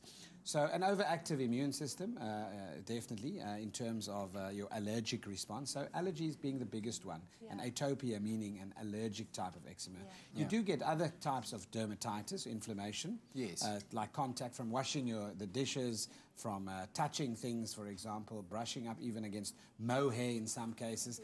But the most common ones are food irritants, obviously, and food associated, obviously, with our diets. And then you have things like house dust mite, very big, pollen, things in the environment. And then genetically, very interesting to note that if both your parents suffer from eczema, you've got an 8 in 10 chance of having eczema yourself. If one parent suffers, you've got a 6 in 10 chance of developing eczema. So definitely a very strong genetic component to inheriting the condition. So as you said, it can present in various ways, medically, or degrees. So what are the symptoms you identify to let you know that this is actually eczema and not something else? Good. So itchy red patch first. So the skin can become itchy and irritable, basically. You see that lady scratching her legs. But generally the lesion will be a well-circumscribed patch that's flat and red, and then starts to itch as well. Flakiness is not necessarily the way that eczema obviously presents. Remember that other conditions that cause silvery flakes on the skin, like psoriasis, for example, also chronic inflammatory conditions, those patches seem to be a lot more raised and can be quite difficult to treat and take a longer time to heal. But certainly, if you don't remove the triggers to the eczema, you ain't going to remove the eczema. Yeah, that itch is going to be there for a long time. Talking about the itch, I want to know from Dr. Darren Green after this, how does one reduce that trademark itch that comes with eczema? We'll catch up with him after this. Just like this. In the kitchen, Amy Hopkins. Come on, give her a round of applause. Happy New Year, Amy. Happy New Year. Good to have you I'm so back. excited to be back. And obviously, we're going to be whipping up some very healthy dishes in the kitchen. You know, it's early in the year and you're throwing us big words like shakshuka. I know. And then I'm trying to stress out here because I don't want to mess it up on air. So here we are. You pronounce it absolutely correctly. Shakshuka, but straight from the Women's Health Kitchen. You collaborated with Women's Health and you put together a little bit of a cookbook. This is actually my cookbook, and it's full of healthy recipes, all gluten-free, dairy-free, lots of good like protein, lots of good salads, different ways to do quick healthy dinners. So really a lot of us are still trying to just get the work wheels turning. Here you come out with a cookbook. Well, this is going to help you because these are quick and easy things that you can make. That. And like we've got over here, this is our green shakshuka. So as you can see, we've got lots of beautiful, fresh, beautiful ingredients like baby spinach. We've got our asparagus, which is in season. We've got some peas. And we've, of course, a little bit of garlic and chili, my favorite, to keep that immune system high. Absolutely. I'm a big fan of getting particularly green veggies for breakfast. Yes, absolutely. For me, that helps the metabolism. It kickstarted the fat-burning processes in the morning, so and that's great. there's also incredibly great nutrients in all of these green ingredients. We've got our folic acid, we've got our iron, we've got just tons of antioxidants just to kind of get the blood flow and keep us healthy. And we've started with just sauteing some leeks in this pan with a little bit of olive oil. Yes. And I'm using leeks here because the flavor is slightly more subtle than onion. So again, for breakfast, you know, if you've got a few work meetings later that day, then I would say leave out the garlic. I've only had leeks. But I'm going to put in a little bit of garlic now. Obviously, the garlic and chili are both optional. And what I like about this, if you're one of those people who likes having breakfast for dinner, this is kind of the perfect, perfect dish for that. The perfect go-to dish. And you can always, if you want to bulk this up, obviously you can serve it with a little bit of like good quality artisanal bread, some sourdough or something like that. Yeah, but just on its own like this is on its own is absolutely perfect. We're going to first saute our asparagus over here. All right. And asparagus comes into season spring and summer, so we've got lots of beautiful fresh greens. But also you don't want to overcook them, right? You still want to retain... you want to keep them nice and kind of crunchy. Yes. So we're just going to very lightly saute them, and then we're going to add our peas over here. Sure, look at that. I like the fact that you're taking a bit of a deviation from your traditional shakshuka. Yeah, the traditional one has a lot of tomatoes in it and peppers, so it's a very, I would say, almost a warmer, more wintry kind of dish. Whereas this is really fresh and lovely. A little bit of salt and pepper. Sure. And we've got can I just say, I can imagine how busy you were over the festive season because goodness. you were probably the one that were tasked with cooking. I was cooking for my boyfriend's family and very traditional Afrikaans family, so lots of like combination of healthy foods but beautiful, rich foods at the same time, and I loved it. It's the best thing to have family and like all the little nieces and nephews running around. It's wonderful. Cool. So I was going to say that this looks like a lot of spinach to begin with, but the spinach actually wilts down quite quickly. So if you just give this a couple of minutes, it'll really start kind of disappearing and getting... Okay, cool. Now, if you want to get your hands, sorry, Amy, want to get your hands on the recipe to our green shakshuka this morning, very easy. SMS the keyword dish to 33728. That's dish to 33728. We'll also upload that recipe to our website, expressoshow.com. That's dish to 33728 right now. So now what we're going to do is create almost little pockets in the leaves and all our dishes, and we're going to crack the eggs in to these pockets. So the vegetables will continue to cook, and we'll just crack a couple of eggs in. You can really make this dish according to the number of people that you're serving. So for this size pan, I'll do sort of 3 to 4 eggs. Oops, and a little bit of shell. Let's make sure we get rid of that. That's all good. Extra calcium. Extra nutrients. There we go. And then you can just put a lid on this. And it steams, And it steams away. There we go. Let's just kind of wait for a couple of minutes. 100%. But this is our end result. And what like we've done here is served it with a little bit of extra smoked salmon. Again, such good protein, really full of all those beautiful fatty acids like your omega-3s and 6s. And I love a squeeze of fresh lemon juice with those green veggies. It's just divine. Perfect. So, there we go. Just like that. That's your summer shakshuka. Your summer shakshuka. My goodness, I'm so glad my mouth is warmed up for this one. SMS the keyword dish to 33728. If you want to get your hands on the recipe, that's dish to 33728. Wait, hang on. Let me get in here first. Nice. I love him. Yay! Why are you surprised? You must know it's good. Dish to 33728. Check it out. It's a great way, like I mentioned, to get your green veggies in at the start of the day, which is super healthy for you and delicious. Amy, put it there. Well done. Good to have you back. Yeah, green plates I want and clear some of that. liquids. The shakshuka. Yes, I The green love a shakshuka. I'm here for a shakshuka. Mm. Well, I'm also here for the fact that we are talking about eczema today. And like I said, I wanted to know, how does one reduce that trademark itch that comes with eczema, Dr. Darren Green? Because I think that is by far maybe the most troubling part of having it. In the moment, right? Yeah, there, when it it's starts. having that, because you're not supposed And it's to so scratch it. nice as well. When you scratch it, it's like, to relieve it. Yes, but then it obviously worsens. Like mozzie bites. Get People more take and their more nail and dig it into the mozzie bite to stop the itch because they don't want to I scratch know it. some people take a fork. Oh my goodness. No, so the itch is caused by the histamine release under the skin, and that collection of histamine causes the itchiness. So that gives you then all that inflammatory redness, the raised skin, the itchiness and so forth. So one thing that does help is colds that people don't think about typically.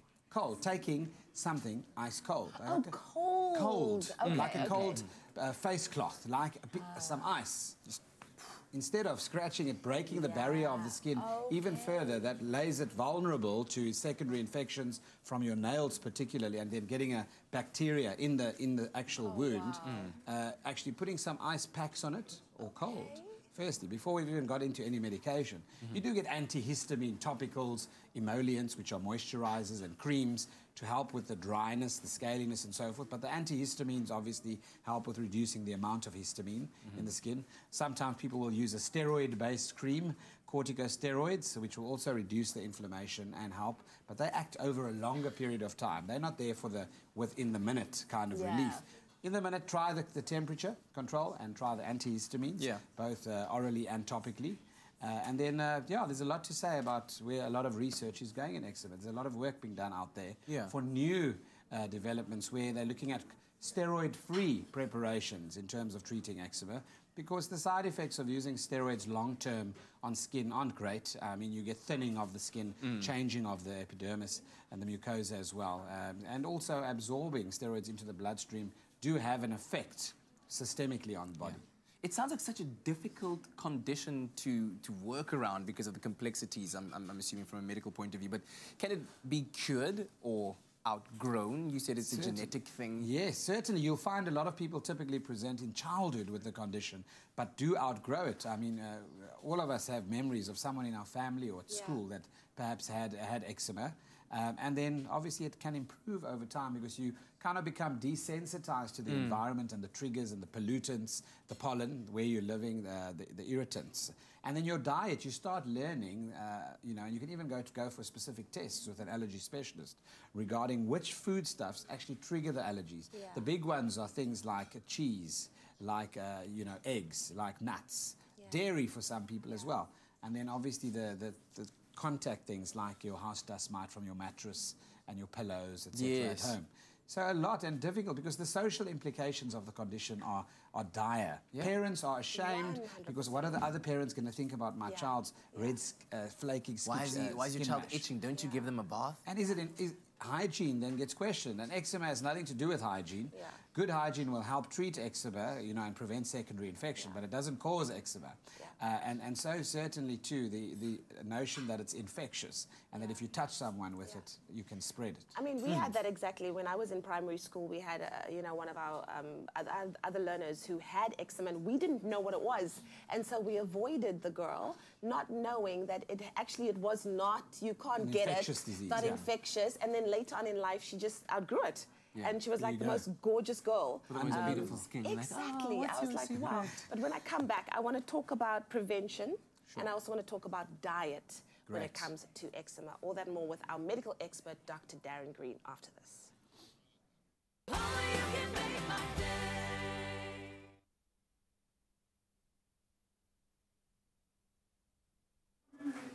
Relax.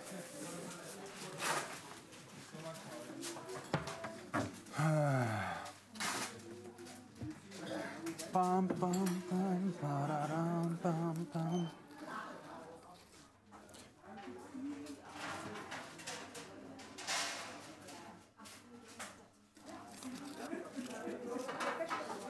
See you now, Amy.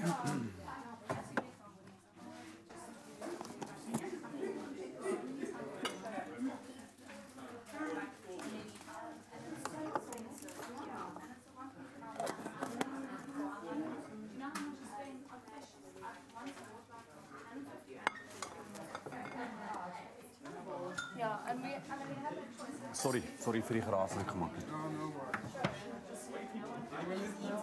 Hey?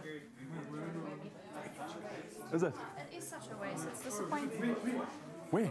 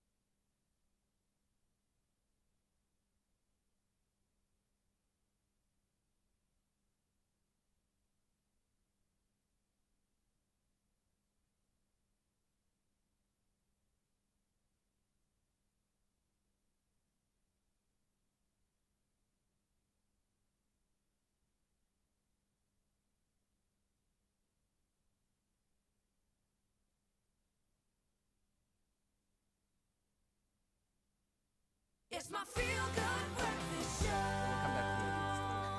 Welcome back to your feel-good breakfast show. Oh, man. The ad break conversations are colorful, I can tell you that. But we're focusing right now on eczema. That is our medical topic for the day with Dr. Darren Green. And we've found out quite a lot so far about what causes it, what are the symptoms that present that can then show you or indicate to you that it is eczema and not another atopia condition. We've got Sandra on the line right now who's given us a call on 0214309881. Good morning, Sandra. Good morning. How are you? Very, very well. Thanks for the call. What is your question or comment? My question is basically, I've struggled for about 3 or 4 years where my one underarm, I usually get the eczema, which is caused apparently by stress, which I've changed a lot of things and I'm in antibiotics, but it still doesn't go away. So I'm having the issue where I am using E45 cream. I've tried Metaspor, and at the stage it gets worse with the heat. So I'd like to know, is it eczema or is it more allergy? Okay. Thank you so much for that question. All right. Yeah, so understanding her question, is it eczema or is it allergy? Remember, eczema, one of the main cause of eczema is allergies or atopia. It refers to having an allergic profile. So in this case, obviously, she could be allergic to one of the contact antiperspirant deodorant she's using. If it's under the arm specifically, one has to go and look at what are the possible chemical irritants that could be causing this. And they're often preservatives. You'll find a lot of aluminium or silver in the underarm preparations. You get gel sticks, you get the roll-ons, etc., etc. And there are many different chemicals in that could possibly be causing the skin reaction. Also, you find a lot of ladies shave under their arms as well, which also make the skin a little bit irritates the skin. Irritated and also more exposed to the environment.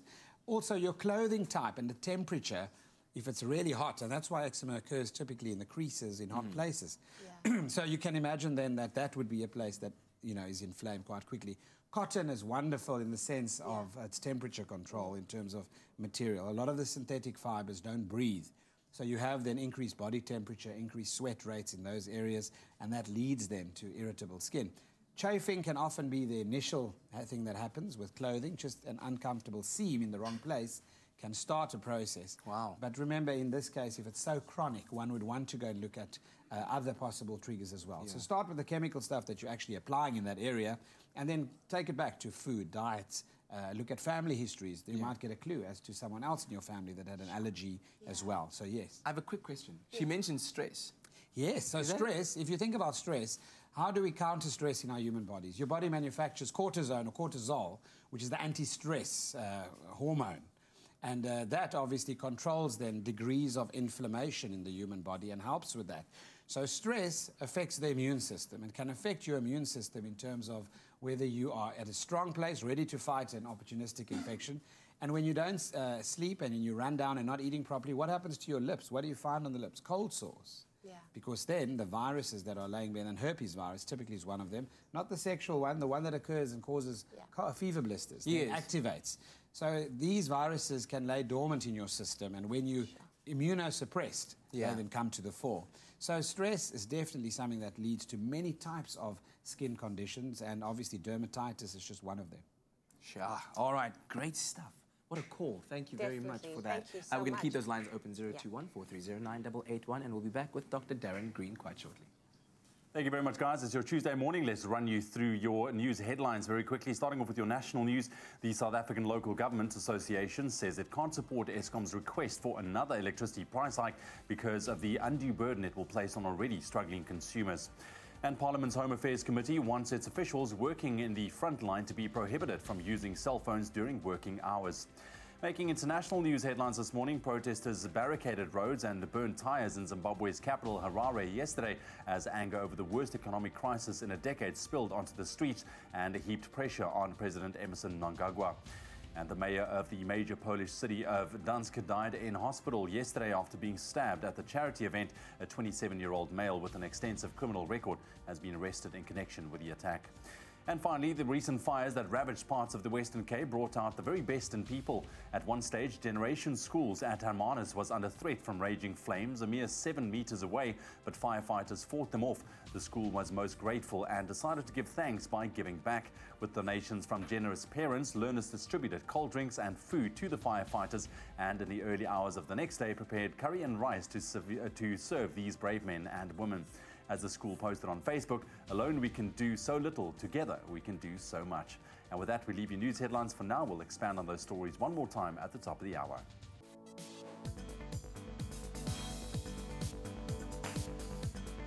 So in the latest sporting headlines, South Africa secured a 107-run victory over Pakistan in their third test at the Wanderers in Johannesburg yesterday to see out a whitewash victory in their 3-match series.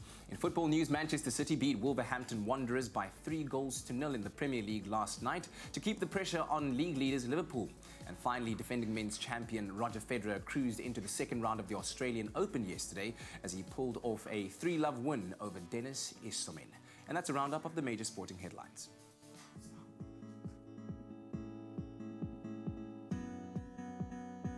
All right, South Africa, let's take a look at your 7:30 traffic report. In Gauteng, Johannesburg and Pretoria, there have been reports of debris across Johannesburg and Pretoria due to yesterday's afternoon's thunderstorm. This is likely to cause heavy delays on major routes, and it's been advised to allow for extra travel time this morning due to the obstruction on the roads. If you are in the Western Cape, in Langa, on the N2 inbound, there has been an accident before Bunga Avenue. All lanes are open, but delays can be expected, so please do approach that with caution as well. And look at the trains right now in the central lane. The current available fleet on the central line allows for 1 train every hour. The running times between Chris Hani to and from Cape Town is an hour and a half, so please do allow for extra travel time.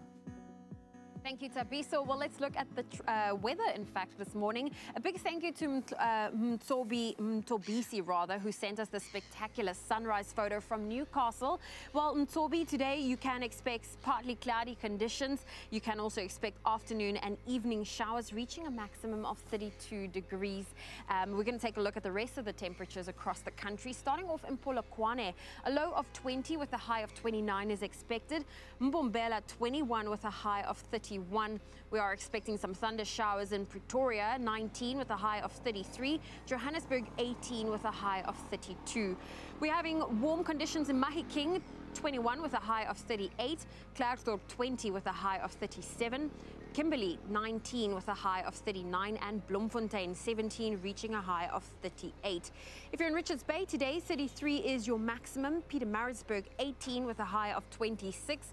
Durban, partly cloudy, 22 with a high of 27. Mthatha, 18, reaching a high of 24. There's also some scattered showers expected in East London, 19 with a high of 26. Cradock, 15, reaching a high of 33. Partly cloudy conditions for Port Elizabeth today, 19 and a high of 25. We're having partly cloudy conditions in George, 15 with a high of 23. Sunny conditions in Sutherland, 11 with a high of 28. Cape Town, 17, 24. Worcester, 13 with a high of 31. Springbok 11, reaching a high of 33, and sunny conditions in Uppington 19 with a high of 39 degrees Celsius. If you have a beautiful sunrise photo that you'd love to share with us, feel free to do so on the Expresso Facebook page. Well, yes. We're catching up with our Dr. Darren Green one more time as we discuss everything about eczema. I wanted to know, is it preventable, Dr. Darren Green?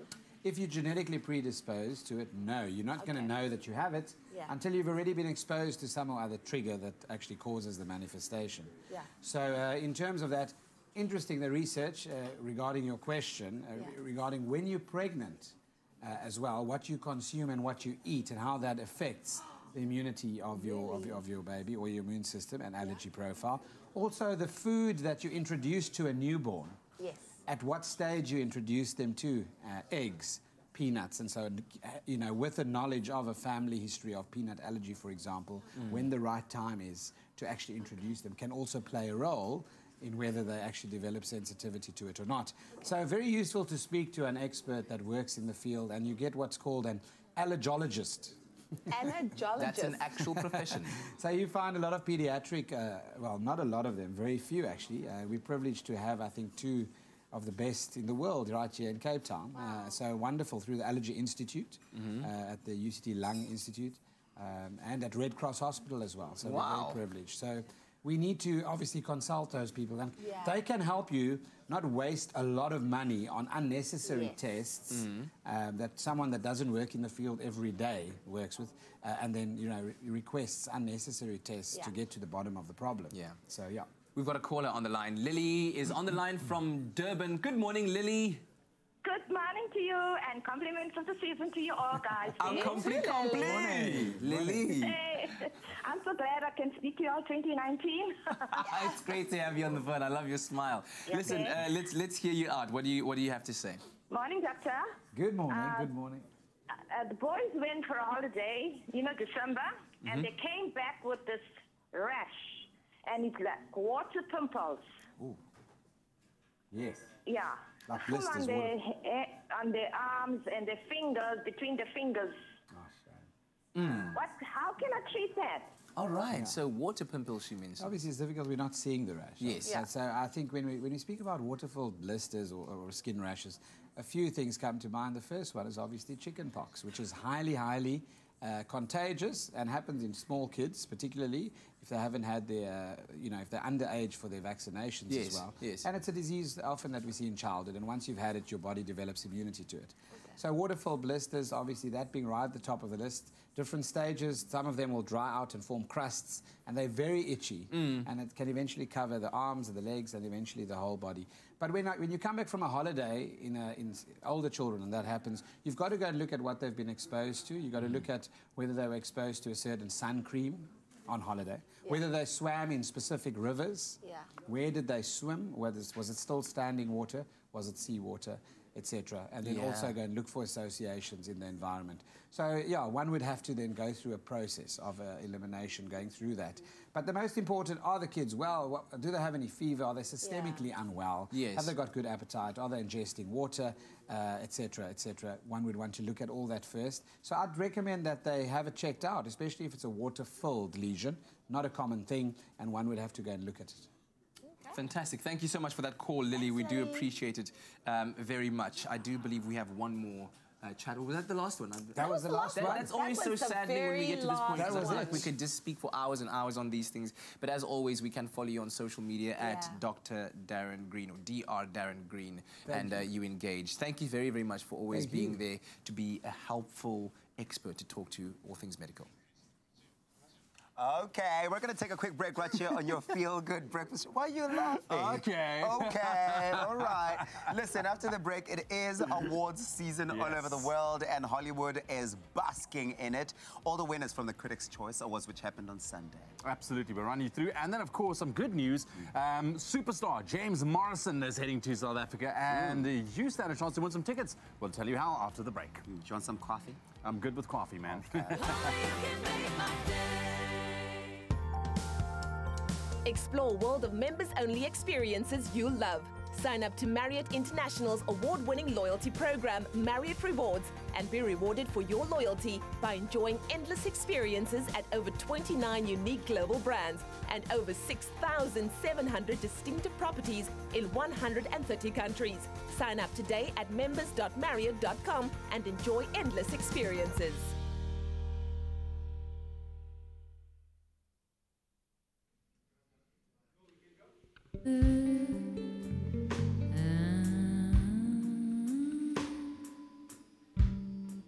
One, two. Yo.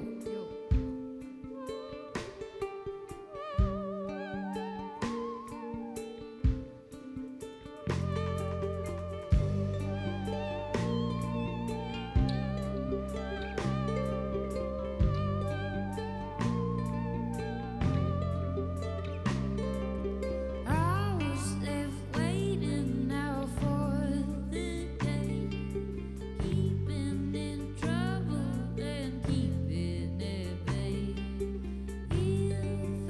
If I live by the quiet eye, then I may learn how to play the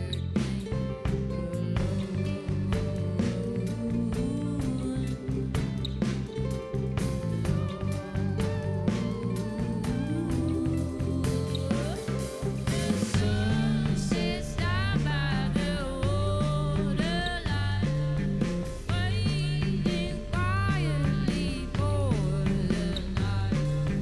If the moon is on time tonight, then they may be alone.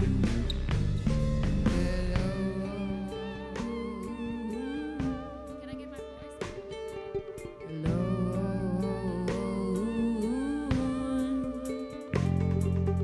I was there waiting for the night.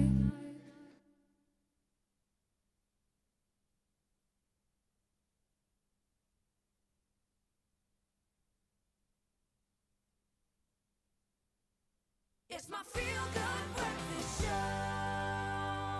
Welcome back. It's a Tuesday morning. We're live, large, and in charge. And thanks for choosing us to start your day off with. Always appreciate it so much. As we get into conversation about awards season and the Critics' Choice Awards, the latest of which has made its way onto our screens. JP Sebastian, of course, here to chat to us about it. Thank you, sir, for being here. The 24th Annual Critics' Choice Awards.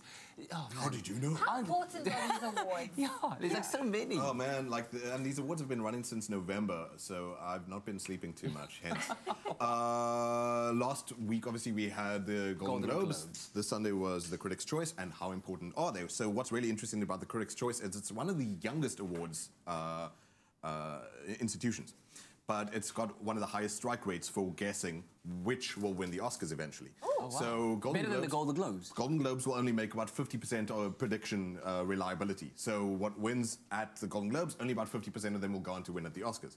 Okay. Whereas Critics' Choice has a 70% strike rate on average. But I mean, even last year it was something like 17 out of the 19 winners at the Critics' Choice went on to win Oscars. So Quick question, is that because a lot of the people that sit on the board of judges at the Critics' Choice also are part of the Academy? The Academy's, wow, that monster's a bit larger. That's about 5,000 people who vote at the Academy, and Critics' Choice is only 300 critics. Okay, so that doesn't make a difference at all. And it's a different industry as well. These would be critics. Academy would be everyone in industry. So if you're cinematography category will be judged by cinematographers. Acting will be judged by actors and directors and everything like that. Awesome. Whereas, so let's take a look at the best action movie. Yeah, I wanted to look at some of the categories that we won't get to see at the Oscars. Okay. Action, you won't get sci-fi and horror and stuff like that. And a lot of these awards will dodge genre categories. So, can you remember what was your favorite action of last year? You had Avengers Infinity War. Was it you had Black Panther. Of course. However, Henry Cavill, I'm sorry. I went for Mission Impossible. You loved the bathroom scene, the muscling out. Then you're quite happy that Mission Impossible Fallout won at the Critics' Choice Award. I mean, look at this. The reason why Tom Cruise is so blurry there is because he's actually far away on a helicopter, willing to die for our viewing pleasure. Gosh. I love this movie, the behind the scenes. I mean, the fact that Tom Cruise bruised his foot or fractured his foot and carried on, and then afterwards asked the camera guy, did you catch that? I love the fact that he had to learn how to fly a helicopter. He didn't have to. No, they offered him a pilot, and the pilot said, I won't do it, you'd have to be insane. And Tom Cruise was like, I'm insane. Guys, Jackie Chan has been doing his own stunts for years now. Can we get off the Tom Cruise horse? Hey, he did win an Oscar, by the way, Jackie Chan. That was last year, honorary. But they do call Tom Cruise the white man's Jackie Chan, so they gave it up for him. You're lying, they don't do that. So best action movie actually went to Mission Impossible Fallout. Yes, indeed. Then, sorry, JP actually like blue screen for a second. Yeah, so the other nominees included, what am I looking at here? Black Panther, Infinity War, Deadpool 2, Widows, which no one has seen enough I still want to see that Viola one. Davis, I really do want to see as well. And then also Ready Player One was also part of that mix. Don't even bother, really. But like, I mean, I suppose Infinity War is a good competitor. Yeah, absolutely. Yeah. Okay. Black Panther forever. What about sci-fi horror movie? A shame. So sci-fi horror would be, you had offers. The one that I went wild about was Hereditary, that was nominated. Annihilation was very good, but A Quiet Place was the one that eventually took Critics' Choice Awards. What is that response? Is that just your nervous system? Because I haven't seen it yet. I haven't seen it yet. I don't do well with suspense or sci-fi or horror. Just the idea of it affected you so much, you did this, like, subconsciously. No, for real, when I was watching the entire thing, the tendons for running were braced at all times. I was like a suspension bridge. If you touched me, I'd snap and just leave the cinema violently. But no, what John Krasinski did, I mean, the dude's an actor. We know him from The Office. I love him in The Office. You love dearly because he's some sort of just, I don't know, boring, nerdy guy or something like that. But it's husband and wife that played in it. Yes, and actually Emily Blunt, she recalled at the ceremony, she was like, she said to him, because he was directing and writing and everything like that, and she said, I can't give this movie to anyone else. And she was just zoning out and whatever, and he was like, who are you talking to? She insisted. She said, like, I have to be a part of this movie to make it right. Let us do talk about Black Panther, though. They walked away with 3 wins: Best Production Design, Best Visual Effects, and Best Costume Design. I wanted to include them because, shame, like, everyone wants to give some love to Black Panther. Like, shame, those kids just looked dejected at the Golden Globes, just going Wakanda forever, and then walking away with nothing. Like, but in the Critics' Choice, like you said, three awards. I put specifically up here Ruth Carter for Best Costume Design, Ruth E. Carter, who I think also won for Malcolm X back in the day. But man, the Black Panther costumes were incredible. To fly to different countries to find the right bead, it's just insane. And I wanted to be on that sourcing team. Imagine that. Oh, shame. That research. Yeah, go to a scratch patch for like, I don't know, 50,000 air ticket or something like that. But well deserved, totally. Production design, yeah, also very good. Visual effects were a bit rough around the edges as far as I was concerned, but definitely Black Panther for costumes at Critics' Choice Awards, well deserved. Fantastic stuff. And those are some of the winners at this year's Critics' Choice Awards. We'll see how that pans out when it gets to the Academy Awards a little bit later on. February, isn't it? 24th, yeah, thereabouts. But we'll also talk a bit later in the show about the bigger winners at the Critics' Choice Awards. Excellent stuff. Thanks very much, Ash.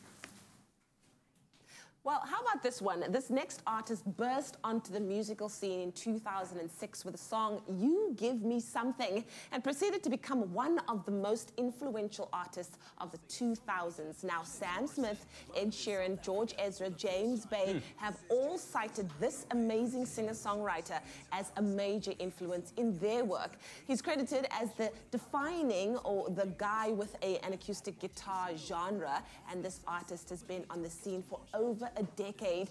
He is finally coming to South Africa. Do you want to do the honors? Finally, yes, that's right. James Morrison will be live at the Teatro at Monte Casino in Johannesburg and the Kirstenbosch Gardens in Cape Town. And we are giving away 6 double tickets to a couple of lucky viewers in Johannesburg and Cape Town to see James Morrison live at Monte Casino and Kirstenbosch. So all you need to do is very easy, answer a very simple question. What's the question, Leanne? The question is, in what year did James Morrison debut? I kind of just gave you the answer, Pretty much. so hopefully you were paying attention. Now, all you have to do is SMS the keyword ticket, followed by your answer, your name, your surname, and city to 33728. The shows will take place on the 23rd of January, 2019 at 8 p.m. at the Teatro at Monte Casino, and then on the 26th of January at 7 p.m. at Kirstenbosch Gardens. Easy as that. So once again, just SMS the keyword followed by your answer, your name,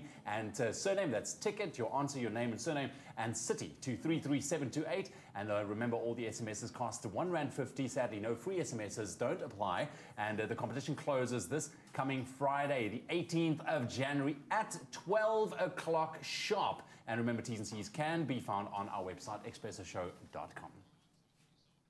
That's right, that's James Morrison. Check him out when he's here. Listen, after the break, Diamond Thug, they're going to give us a hot performance right here on your Feel Good Breakfast show.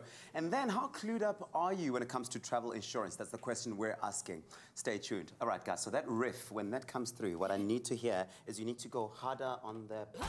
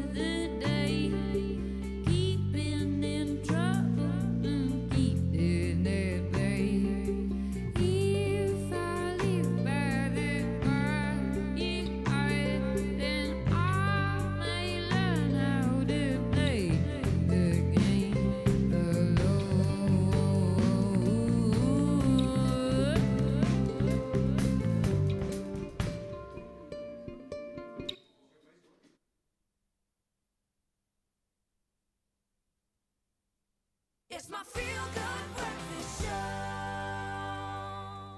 Well, welcome back to your Feel Good Breakfast Show. It is Expresso right here on SABC3. It's that time of the morning where we check in on what's been cool and trending on social media. You know those cute videos you find when you're just going through your day, basically. Exactly. We love that, man. Yeah, it's a dose of feel good. We love a little dose of feel good. How about this one? Dogs are definitely man's best friend, but Maple is an extra special dog. Now, her owner is a talented multi-instrumentalist, and Maple often joins him as his sidekick making some music. Here they rock out to AC/DC's track.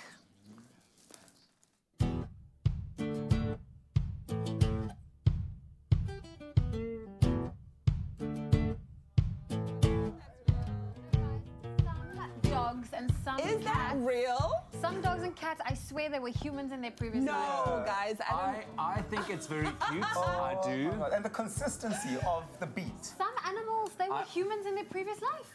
I'm convinced. I don't think it's real. I'm sorry. That's it's real. cute.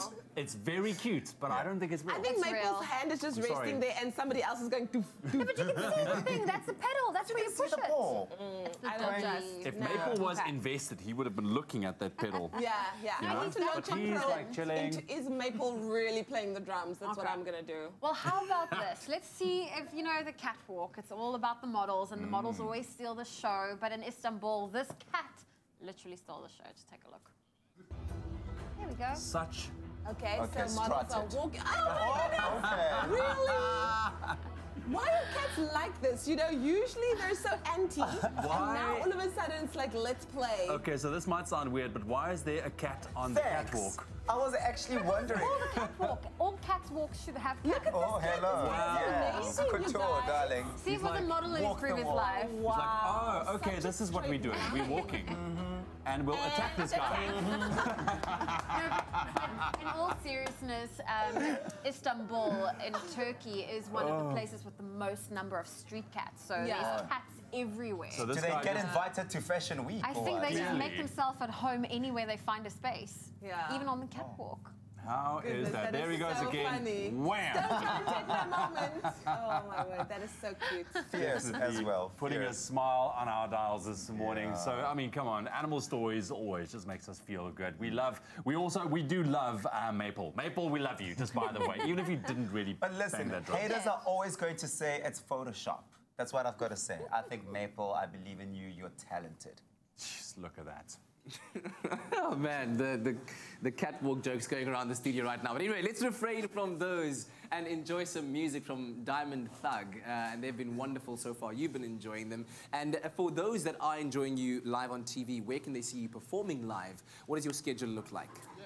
So if you're in Cape Town, we're playing Cafe Roo on the 29th, and then we're at Up the Creek Festival, which is going to be amazing, on the 7th of Feb. And then we're up in Joburg towards the end of Feb, and we're playing on the Cure lineup in March as well. So pretty busy schedule for you guys, and of course we can follow you on social media to keep up with your comings and goings. The last song that you're about to perform. Moon Call. Moon Call. What inspired this song, and what's the story behind it? Adrian, I think he started it all with sort of a folklore-esque thing with his mandolin and the bass sound. And it ties into the whole album. Yeah. I can't say that there's like a specific reason why it appeared, except for like the textures that got created by the mandolin and. Excellent. And it's sort of about like coming into yourself and being alone and being comfortable with that, I think. And this is, of course, part of the larger body work that is A Pastron, your debut album, which is out now. So go out and get it. But here is the song called Moon Call.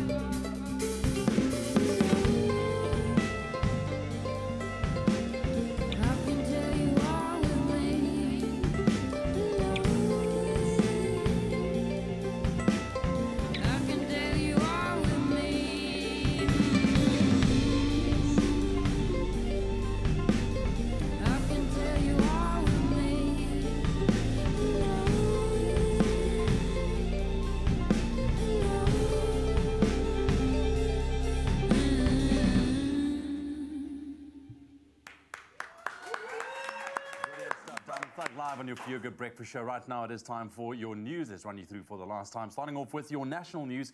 The South African Local Government Association says it can't support Eskom's request for another electricity price hike because of the undue burden it will place on already struggling consumers.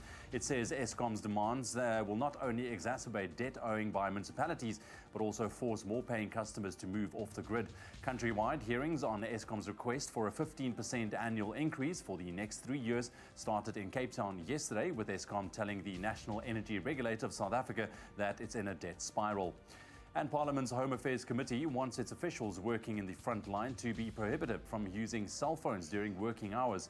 Committee Chairperson Hlomani Chauke says the minister will be asked to urgently implement new regulations. Chauke says they have received numerous complaints from members of the public and an on-site visit have confirmed the problem. He says it is unacceptable that the public spend excessive amounts of time at Home Affairs offices while officials spend a disproportionate amount of time busy with their cell phones. And making international news, protesters barricaded roads and burned tires in Zimbabwe's capital Harare yesterday as anger over the worst economic crisis in a decade spilled onto the streets and heaped pressure on President Emmerson Mnangagwa. Police fired tear gas to contain unrest in several Harare suburbs and Zimbabwe's second city of Bulawayo 2 days after Mnangagwa announced a massive fuel price hike in an effort to contain a runaway currency crunch. News of the 150% increase in fuel prices was greeted with shock in Zimbabwe, where unemployment is over 80%. And the mayor of the major Polish city of Gdansk died in hospital yesterday after being stabbed at a charity event. 53-year-old Paweł Adamowicz was attacked on stage in front of hundreds of people on Sunday while attending the Great Orchestra of Christmas Charity, an annual event where volunteers raise money for medical equipment in hospitals. He was rushed to hospital and underwent 5 hours of surgery. A 27-year-old with an extensive criminal record has been arrested in connection with the attack.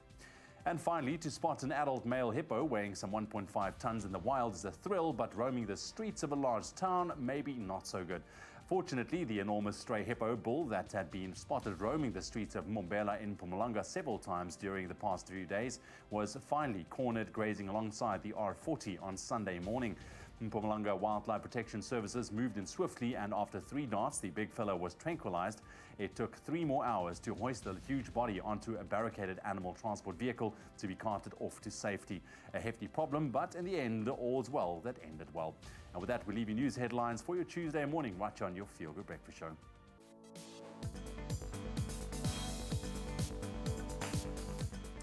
One of the latest sporting news, South Africa secured a 107-run victory over Pakistan in the 3rd test at the Wanderers in Joburg yesterday to see out a whitewash victory in their 3-match series.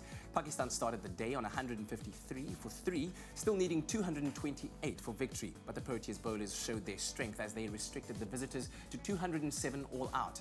And now with the test series complete, the 5-match ODI series gets underway in PE on Saturday. Moving over to football news, and Manchester City beat Wolverhampton Wanderers by 3-0 in the Premier League last night to keep the pressure on league leaders Liverpool. A brace from Gabriel Jesus and an own goal from Connor Cody sealed the win, which takes City to 53 points, only 4 points behind Liverpool. Now tonight there's FA Cup 3rd round replays on the cards as Blackburn Rovers host Newcastle, Luton Town tackle Sheffield Wednesday, while Stoke City take on Shrewsbury. And finally, defending men's champion Roger Federer cruised into the 2nd round of the Australian Open yesterday as he pulled off a 3-love win over Denis Istomin. Now pushing for a record 7th title in Melbourne, the world number 3 wasted little time on the court as he wrapped up the 6-3, 6-4, 6-4 win in under 2 hours. In other results, Kevin Anderson beat Adrian Manarino, Andy Murray lost to Roberto Bautista Agut, while in the women's draw, Maria Sharapova, Petra Kvitova and Caroline Wozniacki all progressed to the next round. And that's a roundup of the major sporting headlines.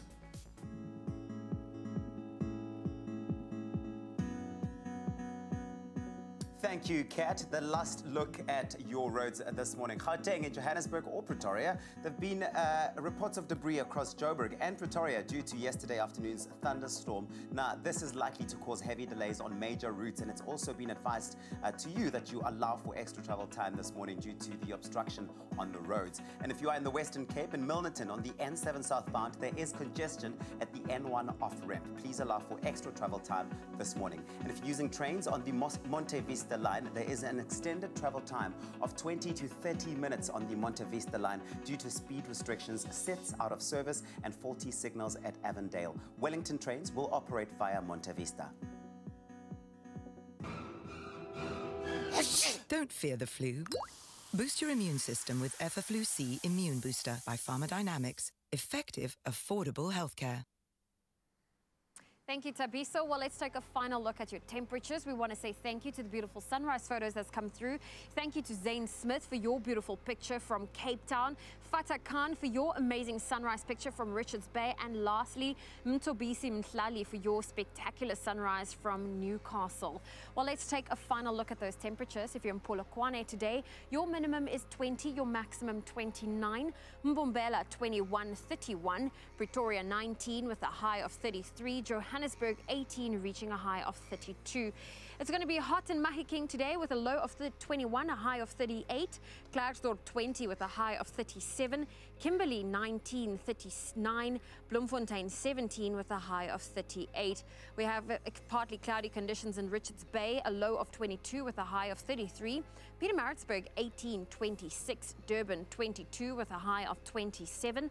Mthatha 18, reaching a high of 24. There's some scattered showers expected for East London today, 19 with a high of 26. Cradock 15, 33. Port Elizabeth 19 with a high of 25. It's partly cloudy in George, 15 with a high of 23. Sutherland 11 with a high of 28.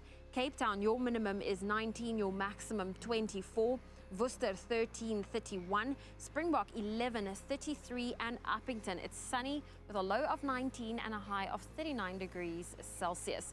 Well, if you'd love to send a beautiful sunrise photo, feel free to do so on the Expresso Facebook page. Who is this tall drink of chocolate milk on the screen? Looking absolutely fine, Katlejo. We are loving it. Well, it is Travel Tuesday. We want to know, do you have any big travel plans this year? Woo! Hello. This is beautiful. Okay, let's move on. Francis, good morning. I don't have any money, so no, I don't have travel plans.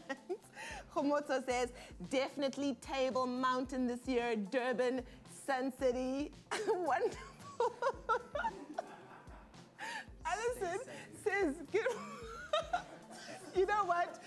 Let's just go back to this picture and just and how beautiful it is. It's Travel Tuesday. We'll find out if you'll be traveling somewhere anywhere soon. Bro, that picture inspires me to travel the world. It Why? really does. This tall drink of chocolate. There's nothing you want to drink in that picture. Maybe I want to drink a coffee, says Princess, please, if I may. So on that note, we are going to be talking about the ins and outs of travel insurance. Do you know your what's from your what's? I even completely forgot what I'm supposed to be saying. Oh yeah, so we're talking about a story that popped up on social media, on Facebook, about a 6-hour-long standoff in the United States that ended with a vape pen. I need to delete that picture. It's beautiful. No, it's not. There's nothing beautiful about it. No, what are you doing? Can we go to a break, please? Can we just go to the break? Thanks. Thanks, guys. Roll it, thank you. Thank you, roll it, thank you. Enjoy a moment in between with McCafe. See you after the break.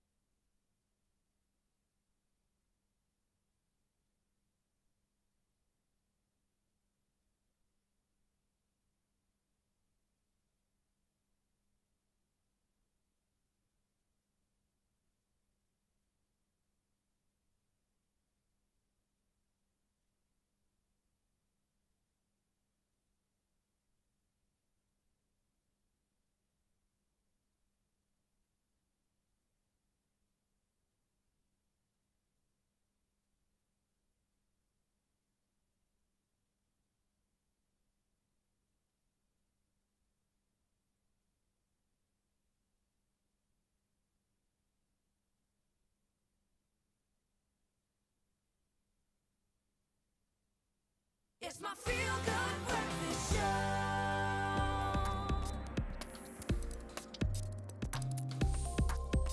Hey, welcome back to your Tuesday morning. It's so cool to have you with us. Thanks for joining us. Morning start. Let's talk to you about some stories we found this past weekend at a petrol station somewhere in California. A 6-hour-long standoff between police and a 49-year-old man. Yes, he's actually 40 years old. 40-year-old man ended off peacefully. You can see some footage over there. When the officers used a police robot to deliver an electronic cigarette to him. Okay. So before we even get into the story, so can we just say, I mean, what a time to be alive when police can actually use robots to deliver electronic cigarettes. But anyway, so this dude, his name is Juan Roman, or Juan Roman, if you like. He had an issue with a petrol pump, and after a heated argument with a manager, he then took a can of petrol into the store and tried to set it on fire, unsuccessfully so.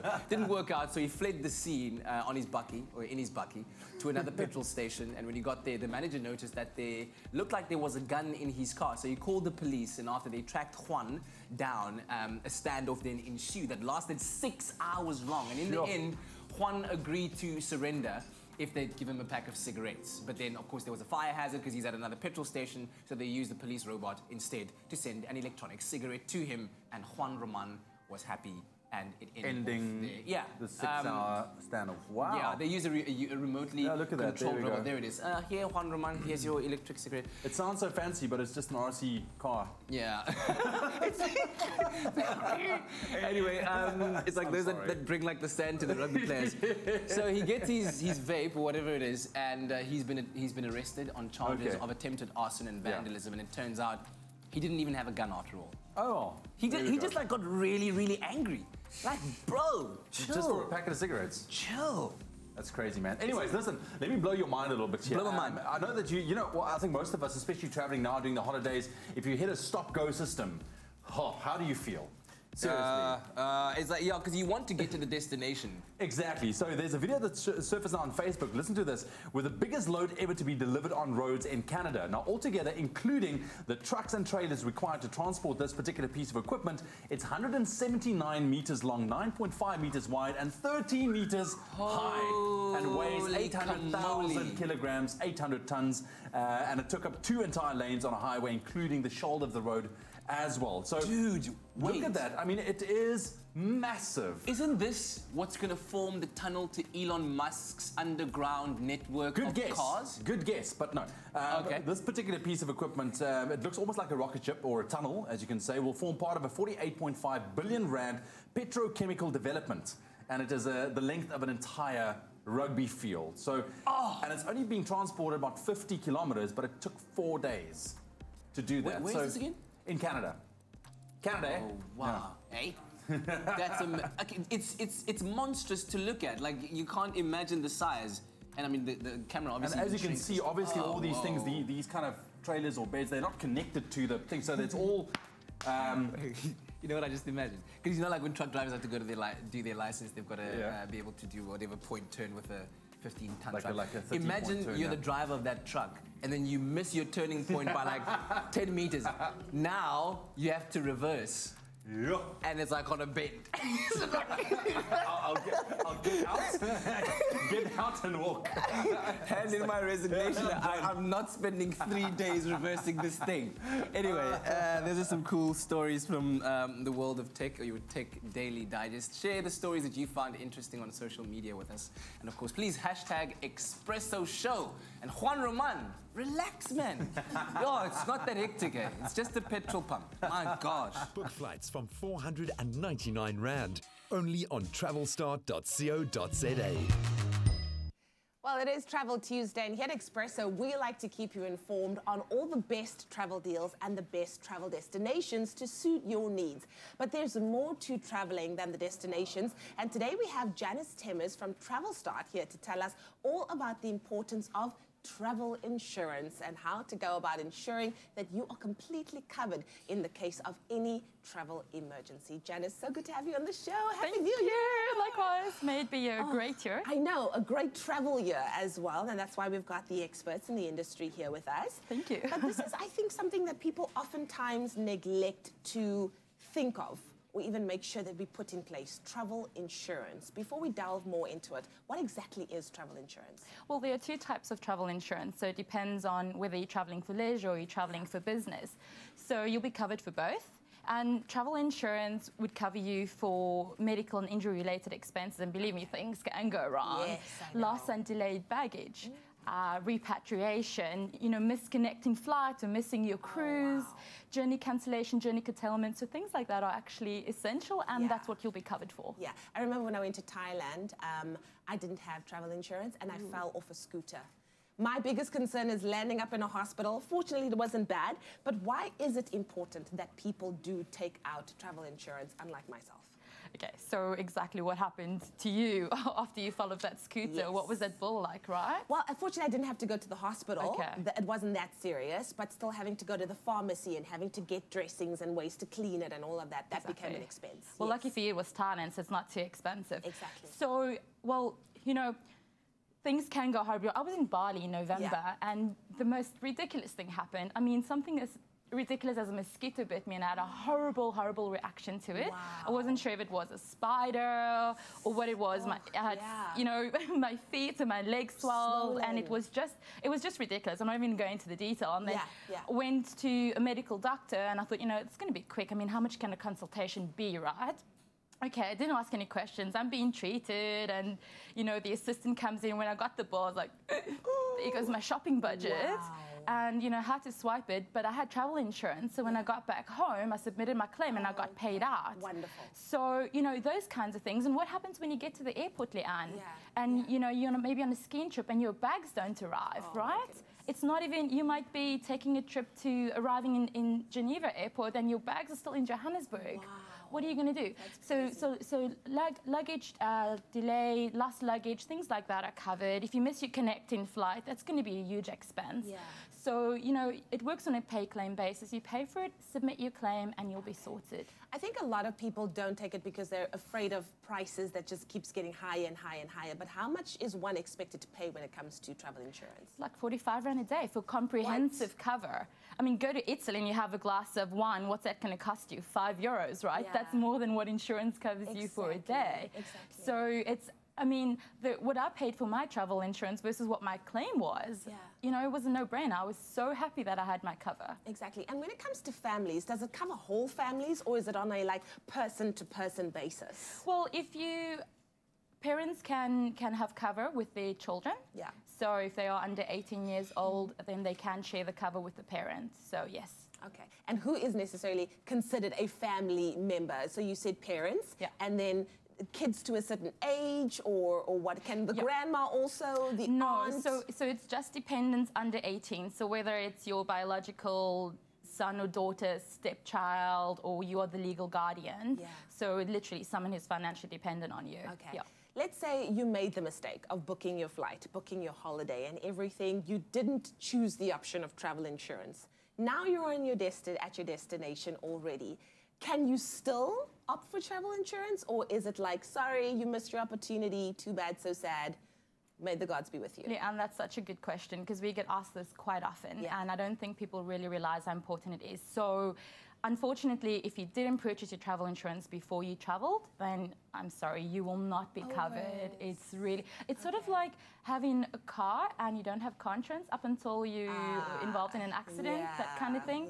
So it's better to get it before. Okay, so how can the experts help us when it comes to travel insurance and making sure that we get it at the beginning of our trip before we even leave? What does TravelStart have on offer? Well, we highly recommend that you purchase the travel insurance at the time of booking your travel. So, and the reason for that is because anything can happen before you travel. You might book in advance, right, to get a better price.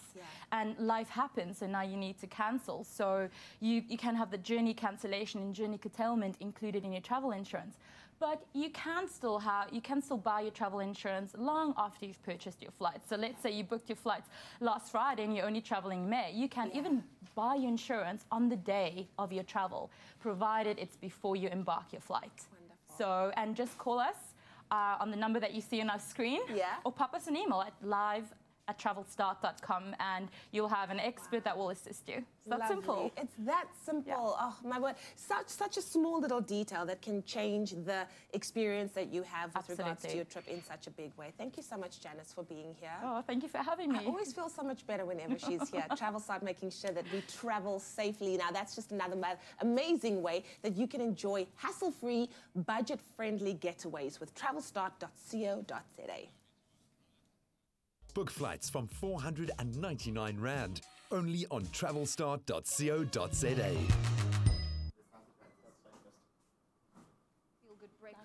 It is Travel Tuesday, and last week we had you guess the #1 must-see city in the world that was voted, and this week we're changing things up. It's been voted the best value city, but don't worry, we'll give you a couple of images, we'll give you a couple of clues, and you need to guess where in the world is our mystery city. Okay, well, let's get going with the clues, all right? So this morning we're looking for the name of a valley in Egypt, famous for its ancient sites and the river that flows through it. And this valley is also named for the world's most famous river that flows through it, and 11 other countries, which includes Tanzania, Kenya, and Sudan. Okay, so if you do visit this valley, you would have to include a stop at the many temples built for the ancient Egyptian gods, notably the Temple of Horus, the Ptolemaic Temple, which was built between 237 and 57 BC, and it's one of the best preserved ancient monuments in all of Egypt. Now, if you know this, you'll know the city. The valley is also home to the Nubia Museum, which showcases the history, the art, and the culture of Nubia. It was established in 1997, and it's cooperation with UNESCO. Okay, do you think you know what's going on here? Let me give you one more, all right? Get guessing and get thinking. Now, along the valley, you'll also come across the ruins of Abu, the evocative ruins of ancient Abu, and the Aswan Museum, which are all situated right at the tip of the Elephantine Island. There you go. Well, those are your clues. These are your images. Let us know if you know where in the world is our mystery city. Let us know on social media with that hashtag Expresso Show. And here's to hoping you do stay tuned to your Feel Good Breakfast Show. We still have lots to come, including a second look at the Critics' Choice Awards that JP has said is the biggest predictor of the academies. Exactly, and from a second look to a closer look, right, Johnny Feel Good Breakfast Show, when it comes to the fashion of the Critics' Choice Awards. We'll talk about that with Nick Strelitz after the break. Nick Strelitz, Britney Spears.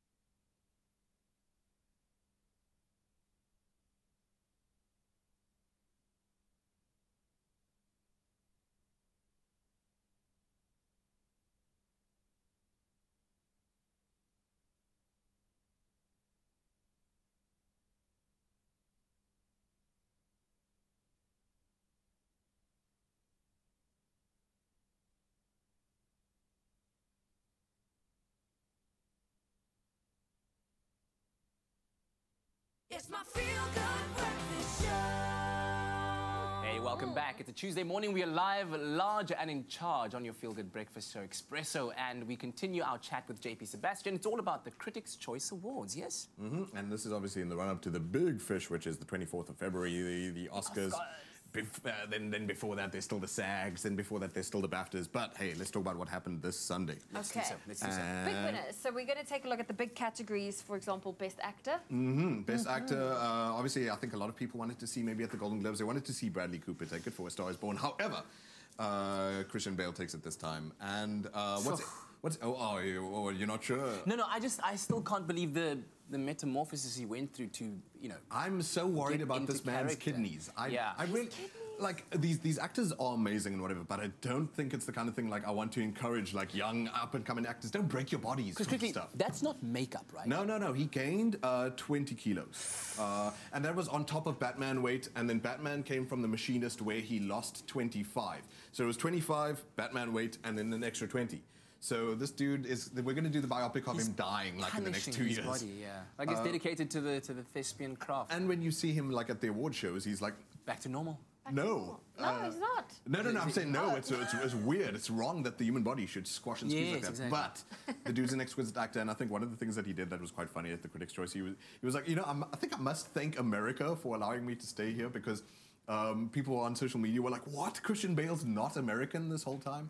I mean, you must know, right? He's Welsh. We know this? Of course. No? Okay. I didn't know that. Christian Bale. Hello, like the Gareth Batman. Bale. He's Welsh. Yeah, and would not probably make as good a Batman, I'm sure. All right, so he won for so competing against Bradley Cooper, Willem Dafoe, Ryan Gosling. You were looking at the name Viggo Mortensen. Obviously, the other big winner that people are looking at there is Green Book. So what's interesting about the Critics' Choice, at least, is that you had the category for Best Actor, but he also took Best Comedic Actor. Okay. So Christian Bale walked away with 2 that night. Wow, congratulations. Interesting. Let's move on to Best Actress. Speaking of walking away with 2, so what was so weird about this category, and I don't know if this happens at other award ceremonies, they don't sort of like, the maths means that it doesn't happen in the Oscars, but 2 actresses tied. Glenn Close tied with Lady Gaga, and personally, I feel like, I mean, geez, I don't like the idea of, you know, pitting 2 pieces of art against one another. What do you learn? Like, well done. You compared The Wife, which is a different fish, to, like, you know, A Star Is Born, which is a different dog, like, entirely. But I'm just saying, like, how do you put them next to each other? Well, that's probably why they decided to give both ladies the award, because they probably just couldn't decide. Yeah. Whereas, like I said, come with the Oscars, if you did end up with a tie, then all these sort of mathematical rules start applying, where they go, okay, now we divide of the lowest person, like that gets split between the 2. But anyway, it's just nice. Glenn Close said it herself. She said, especially in this climate where women should be working together, it's nice to see, like, you know, actresses not being forced to compete head to head, and they were like pouring praise on one another, and I'm sure that wasn't necessarily to the as much excitement as the rest of the nominees. I'm very happy that Lady Gaga, I mean, she's won, I mean, she's won Grammys before. Like, I'm just trying to think now of the Golden Globe, she won for Best Song.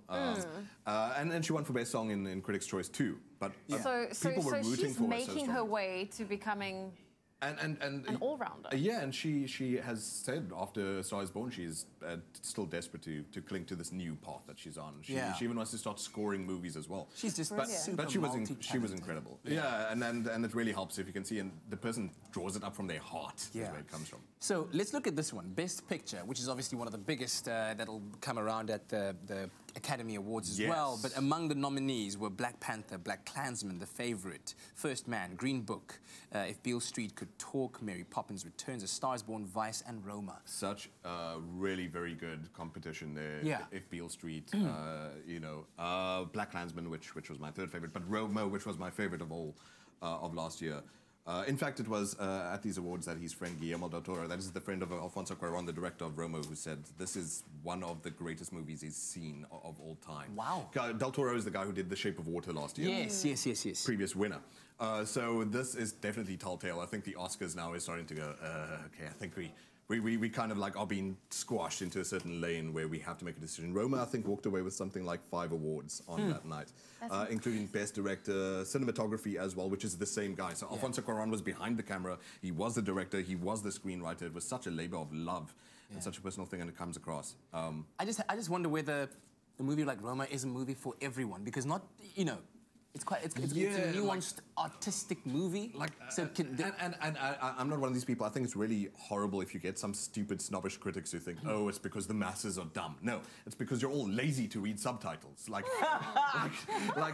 you know, and the Chinese are lazy to read English subtitles, and the French are lazy to read Spanish subtitles and whatever. So, like, I say it's good to take your steak with your veg. So sometimes you should eat your veg and watch something that's really just moving. I cried deeply for it. It's very I'm going to watch it just because you give it 11 popcorns out of 10. Like, you were like so generous with these popcorns. I'll take that extra 1. Seriously, there's a new scale. There's an 11, but only Roma gets to stay in there. Oh, wow. So it definitely looks like Roma will be the big sweeper at the Oscars, and it's actually, considering The Favourite got like a bunch of nominations and only walked away with 2 that night, it looks like The Favourite's been shoved to the side. You keep saying The Favourite as we try and keep it secret. It's Bohemian Rhapsody. Well, no one seems to be noticing. Bohemian Rhapsody was off the radar as well. Green Book, same thing. I think Green Book's sort of done itself a bit of hurting now that we found out that Variety is still a vehement racist. Okay, right. So those were the award winners at the recent Critics' Choice Awards, but later on we'll be talking fashion and about who wore it best and who did not with Nick a little bit later on. Always my cue to leave. So exciting. It is the international award season. It's upon us. We've just seen the Golden Globes. It was amazing. The Screen Actors Guild Awards is coming up very, very soon. But today we're talking about the Critics' Choice Awards, which is absolutely amazing. Nick Strelitz is here, everybody. He's going to be giving us a little bit of a fashion roundup. Shall we make some noise for Nick Strelitz? Yes. Make some noise. Oh, I got a boo. Wow, it's basically 2018 all over Second week in. How do you feel about this? I feel happy because I love people to hate me. What's it? Love to hate me? Exactly. Love to hate me. Well, and the they more say- haters, the better. Exactly. And they say if people don't hate you, you're doing something wrong. Exactly. Okay, Oh, cool. you are so wise. Oh, put it New there. Year's made you so Or not. wise. Okay, go. Let's get into it. I Go. want to know from you, Yes. Nick Strelitz. There's so many hot award season Yeah. shows. I mean, Oscars is coming up. Yes. We've got Screen Actors Guild Awards. These are huge, huge things. Big time. How do all of the actresses, I mean, actors, you just put on a suit. We're not Get out really of my concerned face. about We don't need you. No. But the actresses, how Yeah. do they prepare and choose those dresses? I mean, because they got to be on point. On point. First of all, I feel so sorry for them because they're Yes. multi-millionaires and they're beautiful and skinny and everything I'm not. Exactly. But I am skinny. But you are But listen, skinny. but it is a serious consideration. Now, I have it from top Hollywood stylists that the Oscar dresses are actually picked first in October. Oh, Everything else wow. filters then down from the Oscar dress. Because Oscars is like, oh. Oscar's the pinnacle. Okay. So the stylists will get bombarded by up to, say, sometimes 60 different dresses that they then have to dwindle down to one. Wow. And obviously they're cognizant of not repeating or duplicating. They're friends with other stylists, so they know what their celeb is wearing, so they don't want to duplicate, for their celebrity as well. Some celebs are paid to be on the red carpet in certain dresses. Okay. Kate Blanchett's stylist said sometimes up to $250,000 a star is paid to wear a particular designer. The stylist then gets a cut of between $30,000 to $50,000. Wow. And other stars like Jennifer Lawrence are paid or under contract by, say, Dior. For 3 years, $15 million, she has to wear their designs. Wow, I'm shook. You just got the goss. You just got all the tea. I am shook right now. That's Yeah. quite amazing. Yeah. Okay, so let's take a look at this year's red carpet at the Critics' Choice Awards and some of the most standout moments Let's for go, you. girl. I'm going to start with Ethereal White. Okay. Because we're in the new year. It's all about Ethereal White. Now, listen, Mandy Moore was one of my standouts. She's in a Michael Kors collection. Okay. Mandy, for me, doesn't get it right a lot of the times. Yeah. This was almost on my best dress list. Okay. Chrissy Teigen as well making a splash in that. That was one of the best dress on all the major publications. Stunning. You like? All right, next we've got Statement Black. Statement Black, and you can always make a statement in black. Black was big for the 2018 Golden Globes, as we saw last year, and Yeah. it's still seemingly so on this red carpet. Issa Rae, one of my favorites, in this thigh-high serving leg on leg on leg. Stunning. America Ferrera, not my Not favorite. loving it, no. No, was she a No. waitress or was she a starlet on the red carpet? We don't know. Exactly. Let's go to Monochrome. Monochrome was also big. Always big. Always big. This was a year of understated elegance. Everyone did color palettes of whites, blacks, or monochrome today. Olivia Munn, this was the biggest sort of showstopper on the red carpet. Really? In terms of people saying, could be best, could be worse. Okay. She's in a French They were designer. on the fence with that On the one. cusp, very much so. I love Sandra Oh, though. I think she looks flawless, timeless. Oh, Sandra. Let's talk about the use of color, because there wasn't much color. And I'm talking about silver, actually, was the color of the evening. Deborah Messing, always getting it wrong for me, girl. I don't know what is going on. Deborah's stylist. Where is she? Where is she? Clearly man? not getting a cut, that's why. Not exactly. Angela Bassett, the queen. Angela. The queen. And a British Angela. designer known for bridal couture, Jennifer Pokum. She looks absolutely incredible. Stunning. Let's go to Comfort is King, because you're on that red carpet for hours on hours. True Comfort story. is something you absolutely have to consider. Yeah. And Comfort was seen mostly in trousers. Ooh. We saw a swath of trousers on the red carpet. My favorite, Julia Roberts in Louis Vuitton. Yes. I just remember Julia was one of the first to wear a suit on the red carpet in the 1990 Golden Globes. Yeah. She wore an Armani suit, oversized suit. She's carried this sort of masculine edge And on. she did a pants at the Golden Globes as well. She did, absolutely, Yeah. and now striking Louis Vuitton. Let's talk bold menswear. This was the year of the man in terms of Critics' Choice. They really came out to play. People like Timothy Chalamet and Alexander McQueen custom. Very nice. I wasn't a huge fan of John Legend here in the middle. Yeah, Not my favorite. I agree with you. Cody Fern, I love in this Yohji Yamamoto jumpsuit. He's actually wearing Maison Margiela goat hoof shoes, which you can't see there as well. Fashion faux pas. Okay, people think wearing blue and black together is a faux pas. I'm here to say it's not. Is it not? I love it. Okay, maybe not for Willem Dafoe there on the far left, But Ben Whishaw, I think you need to break it with a spot of white. Yeah, you definitely Topher do. Grace, not crazy about the cut of the suit. Not crazy about this one. Not the cut, but I think the color wave can work together. Okay. Okay. Now we're here at the moment that we've all been waiting for, ladies and gentlemen. The best and the worst dress. Shall we begin with worst? Let's do worst dress. So we've got a number 5 coming in, Anna Paquin. Not loving the cut. The silhouette's not working for me. Boots Riley, a rapper. He's a showman. What? Shut up in his smoking jacket. Is he taking a nap? Is he on the red carpet? We don't know. Carrie Keegan. This was an absolute disaster for me. But number 2, Dina Shababi, who is stars with John Krasinski on Jack Reacher, the Amazon show. This is just everything you shouldn't do. But my worst dressed is Darren Criss. Oh, Darren! He won for playing Gianni Versace. Yeah. And excuse me, no, the killer to Gianni Versace, and he was in Armani Privé, but he's channeling Gianni in not the best way possible. Terrible. Let's go to best dress. Shall we do it? Best dress. Yes. Number 5. A little bit of positivity. We need. We got to end it on a high note. Number 5 coming in was Lady Gaga and Emily Blunt. It was a tie for me. Wow. What do you think? I'm very, very proud of Lady Gaga. I'm loving where her fashion and her style is going. Evolution. But Emily is Emily. And she's the woman of the moment for me. She's in Custom Prada. Lady Gaga was in Calvin Klein by appointment. Let's go to number 4. Number 4. This is so exciting. Emmy Rossum for me. Now, I know this is daring, this is dramatic. She's in Ralph Lauren. I wasn't crazy necessarily about the choker. Leanne, you giving me a face. I feel like this is so dated, this look. I don't think so. I think she has contemporized it. I don't like the choker, like I said, but I love how dramatic, and a lot of people were doing understated. It was nice to see a pop and a burst of color. You got me? I got you. Number 3, Nicole Kidman in Armani Privé. You're giving me a face. You know, depending on what angle you... I was just like, what? Yeah. You know? Yeah. It's just like, I got it from my mama. Girl, where'd you get that booty from? And then you saw it wasn't a booty. It's just a beautiful piece of fabric coming on the right, but she also has a stunning body. She's stunning. And she's statuesque. Number 2, who's gonna be number 2? It's Gemma Chan, the Crazy Rich Asian star in custom Jason Wu. I was here for this. Again, on a carpet where I saw lots of monochromatic, lots of white. I love this floral embellished dress. It is beautiful. But who's the best dressed? Who's the best dressed? Who will it be, ladies and gentlemen? Drum roll, please. Anyone else? It's Miss South Africa herself, Charlize Theron in Givenchy. She came to slay. She was my best dressed last week at the Golden Globes. This is her award season, and she's a nominee as well. She's been quiet, and she's like, I am here to stay. But she's someone who is just... Every time, girl, every time she gets it right. Her stylist be getting big bucks. And if she's getting paid $250,000 to wear Givenchy, I mean, you need to make it a showstopper. Exactly. Come and help the children out. Yes, I'm also one of the children. Come on. Growing you know, in the motherland. Come back to the motherland. I need that money. Thank you so much, Nick Strelitz. Welcome. So we'll catch up again with the Screen Actors Guild Awards, which is coming up really, really soon. Are we not happy that we've got Nick Strelitz here, everybody? Not everyone's happy. A few people are happy. Is yours first or mine? Yours. Okay, so thanks for that, not Golden Globes. What is it? Critics' Choice. Yes. Nick always bringing the Spice Master. Our girls, Banyana Banyana, they take on FIFA 2019. How amazing. This is coming up after the break. Absolutely. We're also jumping back into the kitchen with Amy Hoppy. Yep, she's here. She's making a delicious hake bake with asparagus spears. Sounds amazing. Stick around for that recipe after the break.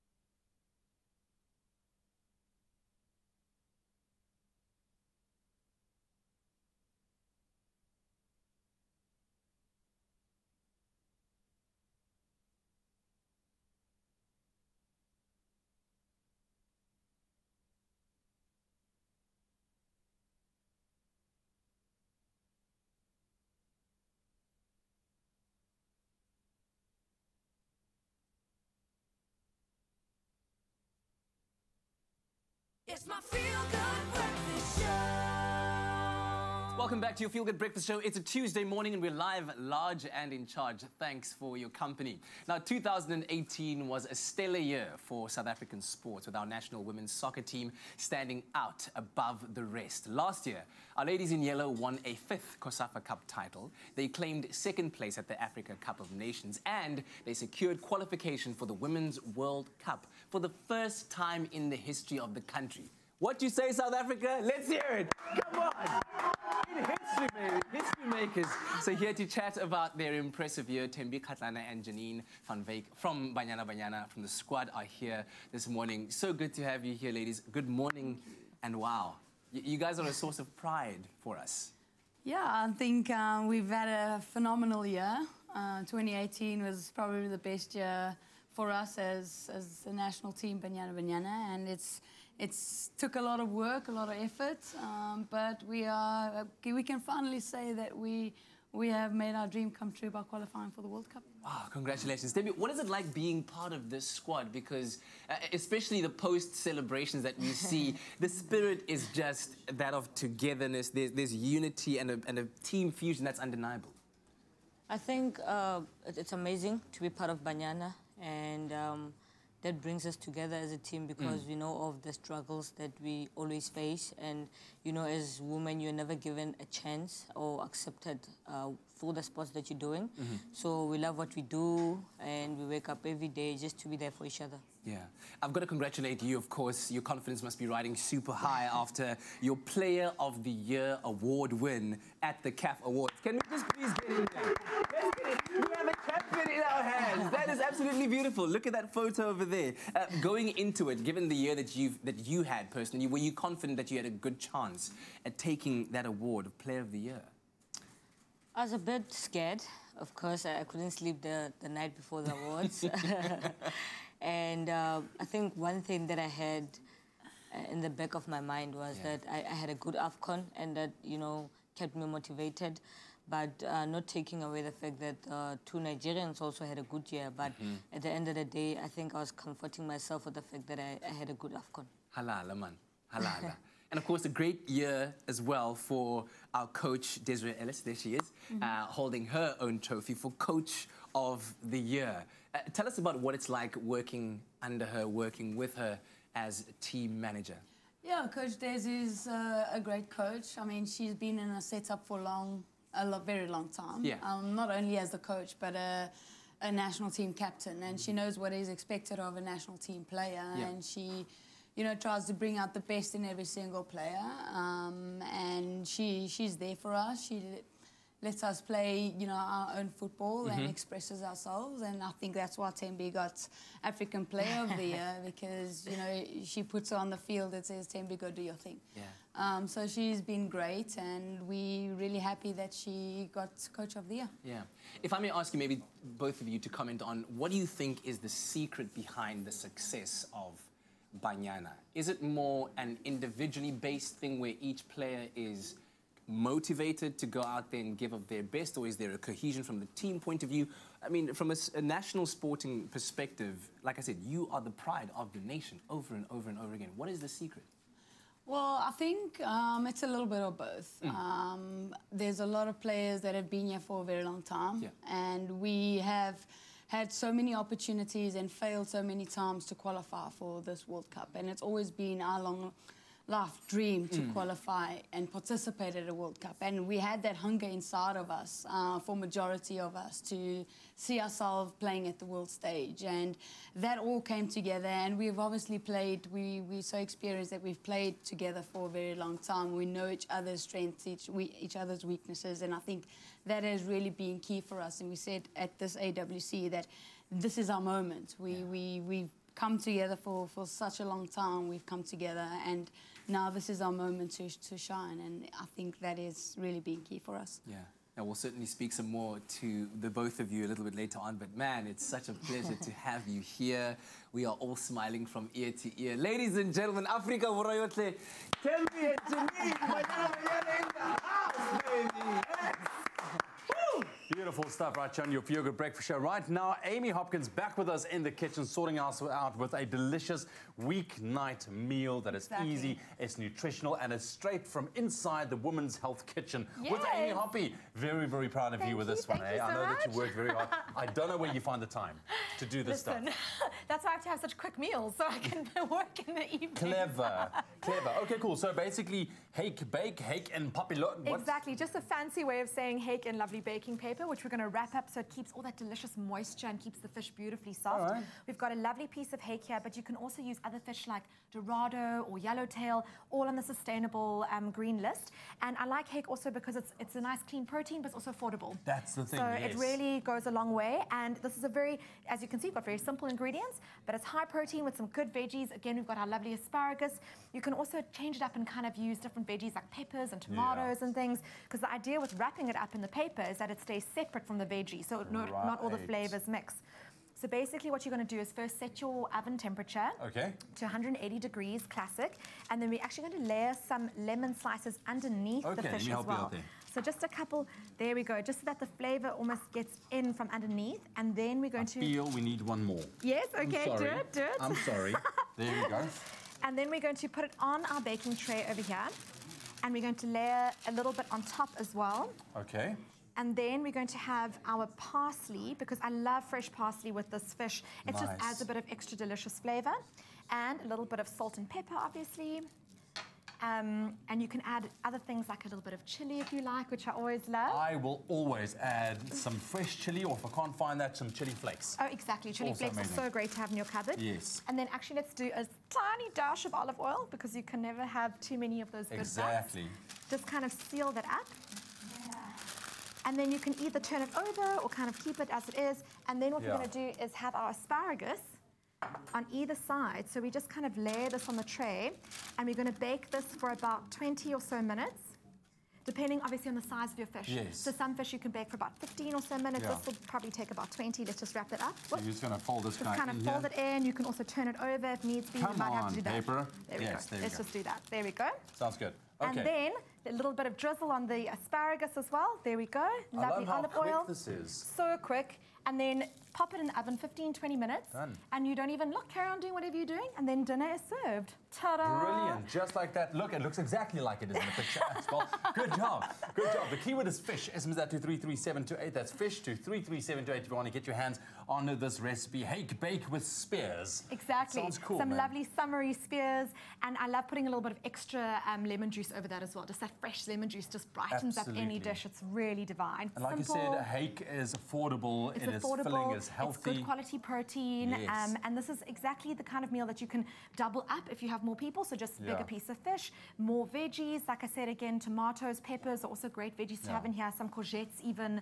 Slice it up and put it on the baking tray. Besides that, the fact that it's healthy, it's a great kind of opportunity to entertain in a different way with these little kind of paper parcels and bringing it out and serving it like that. It looks really cool as well. Amy, thank you very much. Thank you very much. I think it's great to have you back in the kitchen as well. All the best for 2019. Thank you very much. Yes, you too. The keyword is fish. SMS that to 33728. That's fish to 33728. It will be on our website as well, expressoshow.com. Well, we are nearing the end of the show, and I hope you're getting that injection of feel good on your Tuesday morning right here on Expresso on SABC3. After the break, we celebrate more of your birthdays on social media, and then the future of women's soccer. Our girls, Banyana Banyana, taking on FIFA 2019. Ta ta ta ta ka.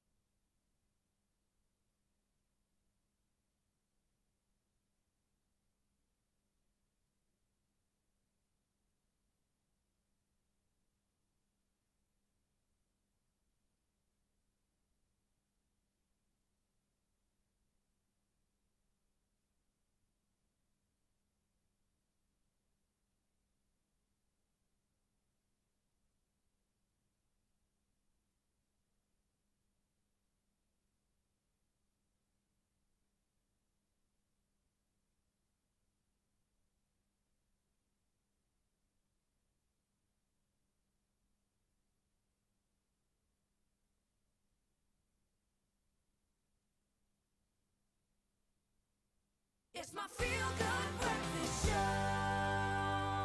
Welcome back. It is your Feel Good Breakfast Show. It's a Tuesday morning. Thank you for having us on your screens to start the day off with. Now, in just a few months, our national women's soccer team will be making history as they take part in the FIFA Women's World Cup for the very first time. A second-place finish in the Africa Cup of Nations was enough to send Banyana to the football showpiece, which is taking place in France from the 7th of June to the 7th of July. And taking a break from their World Cup preparations, Banyana's Janine van Wyk and Thembi Kgatlana are here to talk to us about how it's going in the team, especially after such a stellar season. And we're looking at June, July.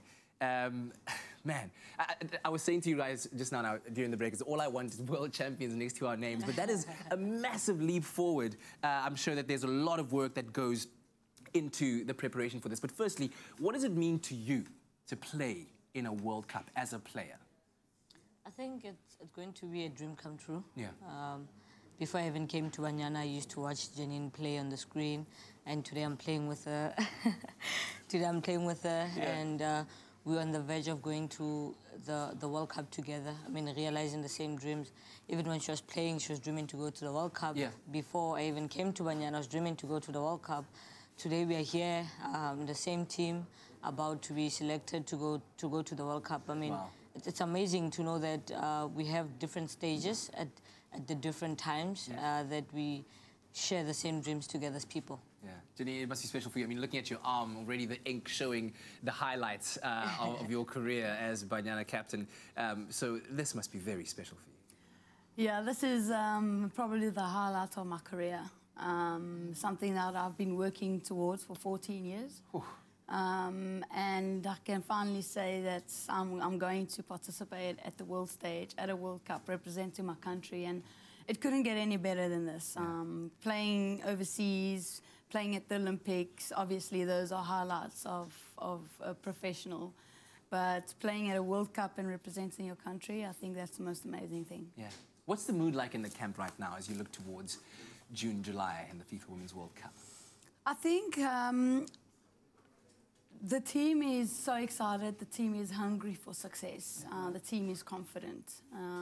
And I've been in a team for a while, and this is probably the only team that everyone is on the same page. At training, everyone's giving their best, that the intensity, the tempo is so high, and it's just a fantastic, energetic environment to work with.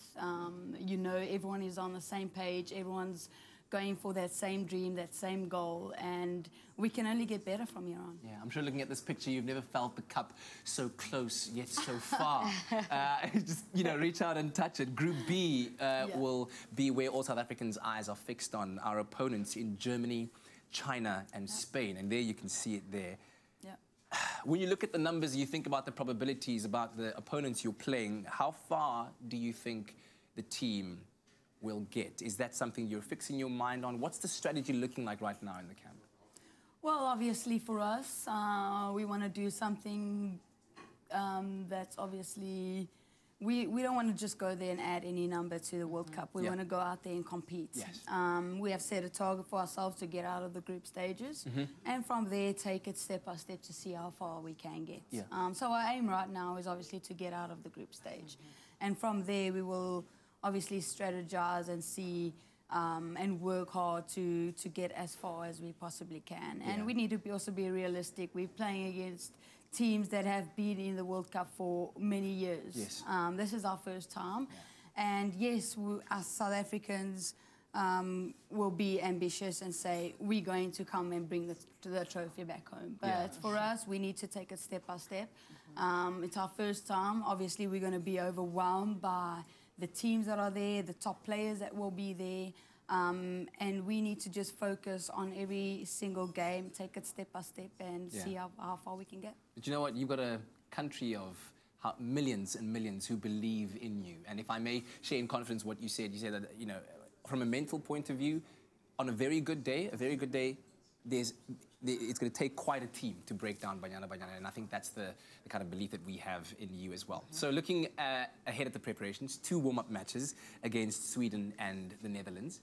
How are you going about preparing for these matches, and what are you expecting from these games in order to prep you for the World Cup? We've played Sweden and the Netherlands before. We know what they have, what they don't have, and as a team, I think now, like Janine said, we're more confident now. The spirit is high in camp, and it's always good to start off the year with good competitors. So we have to see how, as a December holiday, we're still training. So it would be good to see what options we have as a team to start off the year, what formations would like to try, and which players would like to try in other positions. And it would be good for us going forward, because we're going to need a lot of variety going into the World Cup, because you need to have plan A, B, C, and eventually D, because then you're going to be playing a tough World Cup competition where you have 2 days rest in between. So I think it's good as well having the setup of playing the Netherlands on Saturday, and then we play Sweden 2 days later, also to prepare our body to see how well can we adjust. Yes, excellent. Well, listen, please send our regards and our best wishes to the rest of the team. We are certainly behind you and believe in you. I'm so immensely proud of you. Thank you very much for joining us this morning. Thank you so much. I think it's time that we do get behind our national women's team. You can see Banyana in action against the Netherlands on the 19th of January, against Sweden on the 22nd of January at the Cape Town Stadium. Tickets are free and can be collected from CompuTicket. Let's go, Banyana Banyana, let's go! Come on! Come on! Banyana Banyana, girls flying the South African flag all the way up high, making us proud consistently. It's time for us to check in with the birthdays on social media that you've sent through. All the Capricorn babies born on the 15th of Jan. Here's Angela Venter saying, happy birthday to my niece, Daniela Hechter. You are beautifully, absolutely beautiful, inside and out. Have the greatest day. That's Daniela Hechter there. Beautiful, beautiful girl. Here's another one that came through. It's from Orifile Kubiana saying, guys, it's my birthday and it looks like everyone forgot. Can you do me justice, please? Orifile, happy birthday, Miguel. Yes. All right. And then here's another one from Anej Fanikek saying, as usual, Tabiso will grip the cake and using his hand so no one will eat it. No, Anej, actually, it's not that. It's that everyone is on a diet around here, and I just love me some cake. Why don't you send us your birthday shout-outs? Let's share them on social media with us using the hashtag Expresso Show. Social media has been a pleasure to watch, hasn't it been today? Especially with that picture of you.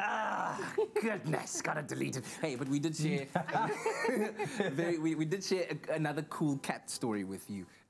About this cat. Where did this cat come from? Yeah, dude, and he's amongst models. And firstly, I'm asking, how did the cat get there? Yes, who brought a cat But then again, it's called a catwalk, so he's got every right to be there. And there he is. Istanbul is known for their stray cats. They have so many cats on the road in Turkey. It's a thing. So you walk through the streets and they have a number of cats there. So they end up everywhere, under the cars, over in the stores. Look at him strutting his stuff. On the catwalk. And then watch this. A cat's gonna do something. While you're digesting that, it's time for us to say goodbye. Thanks for joining us. Thanks to all our cool guests. Oh man, good luck to Banyana Banyana.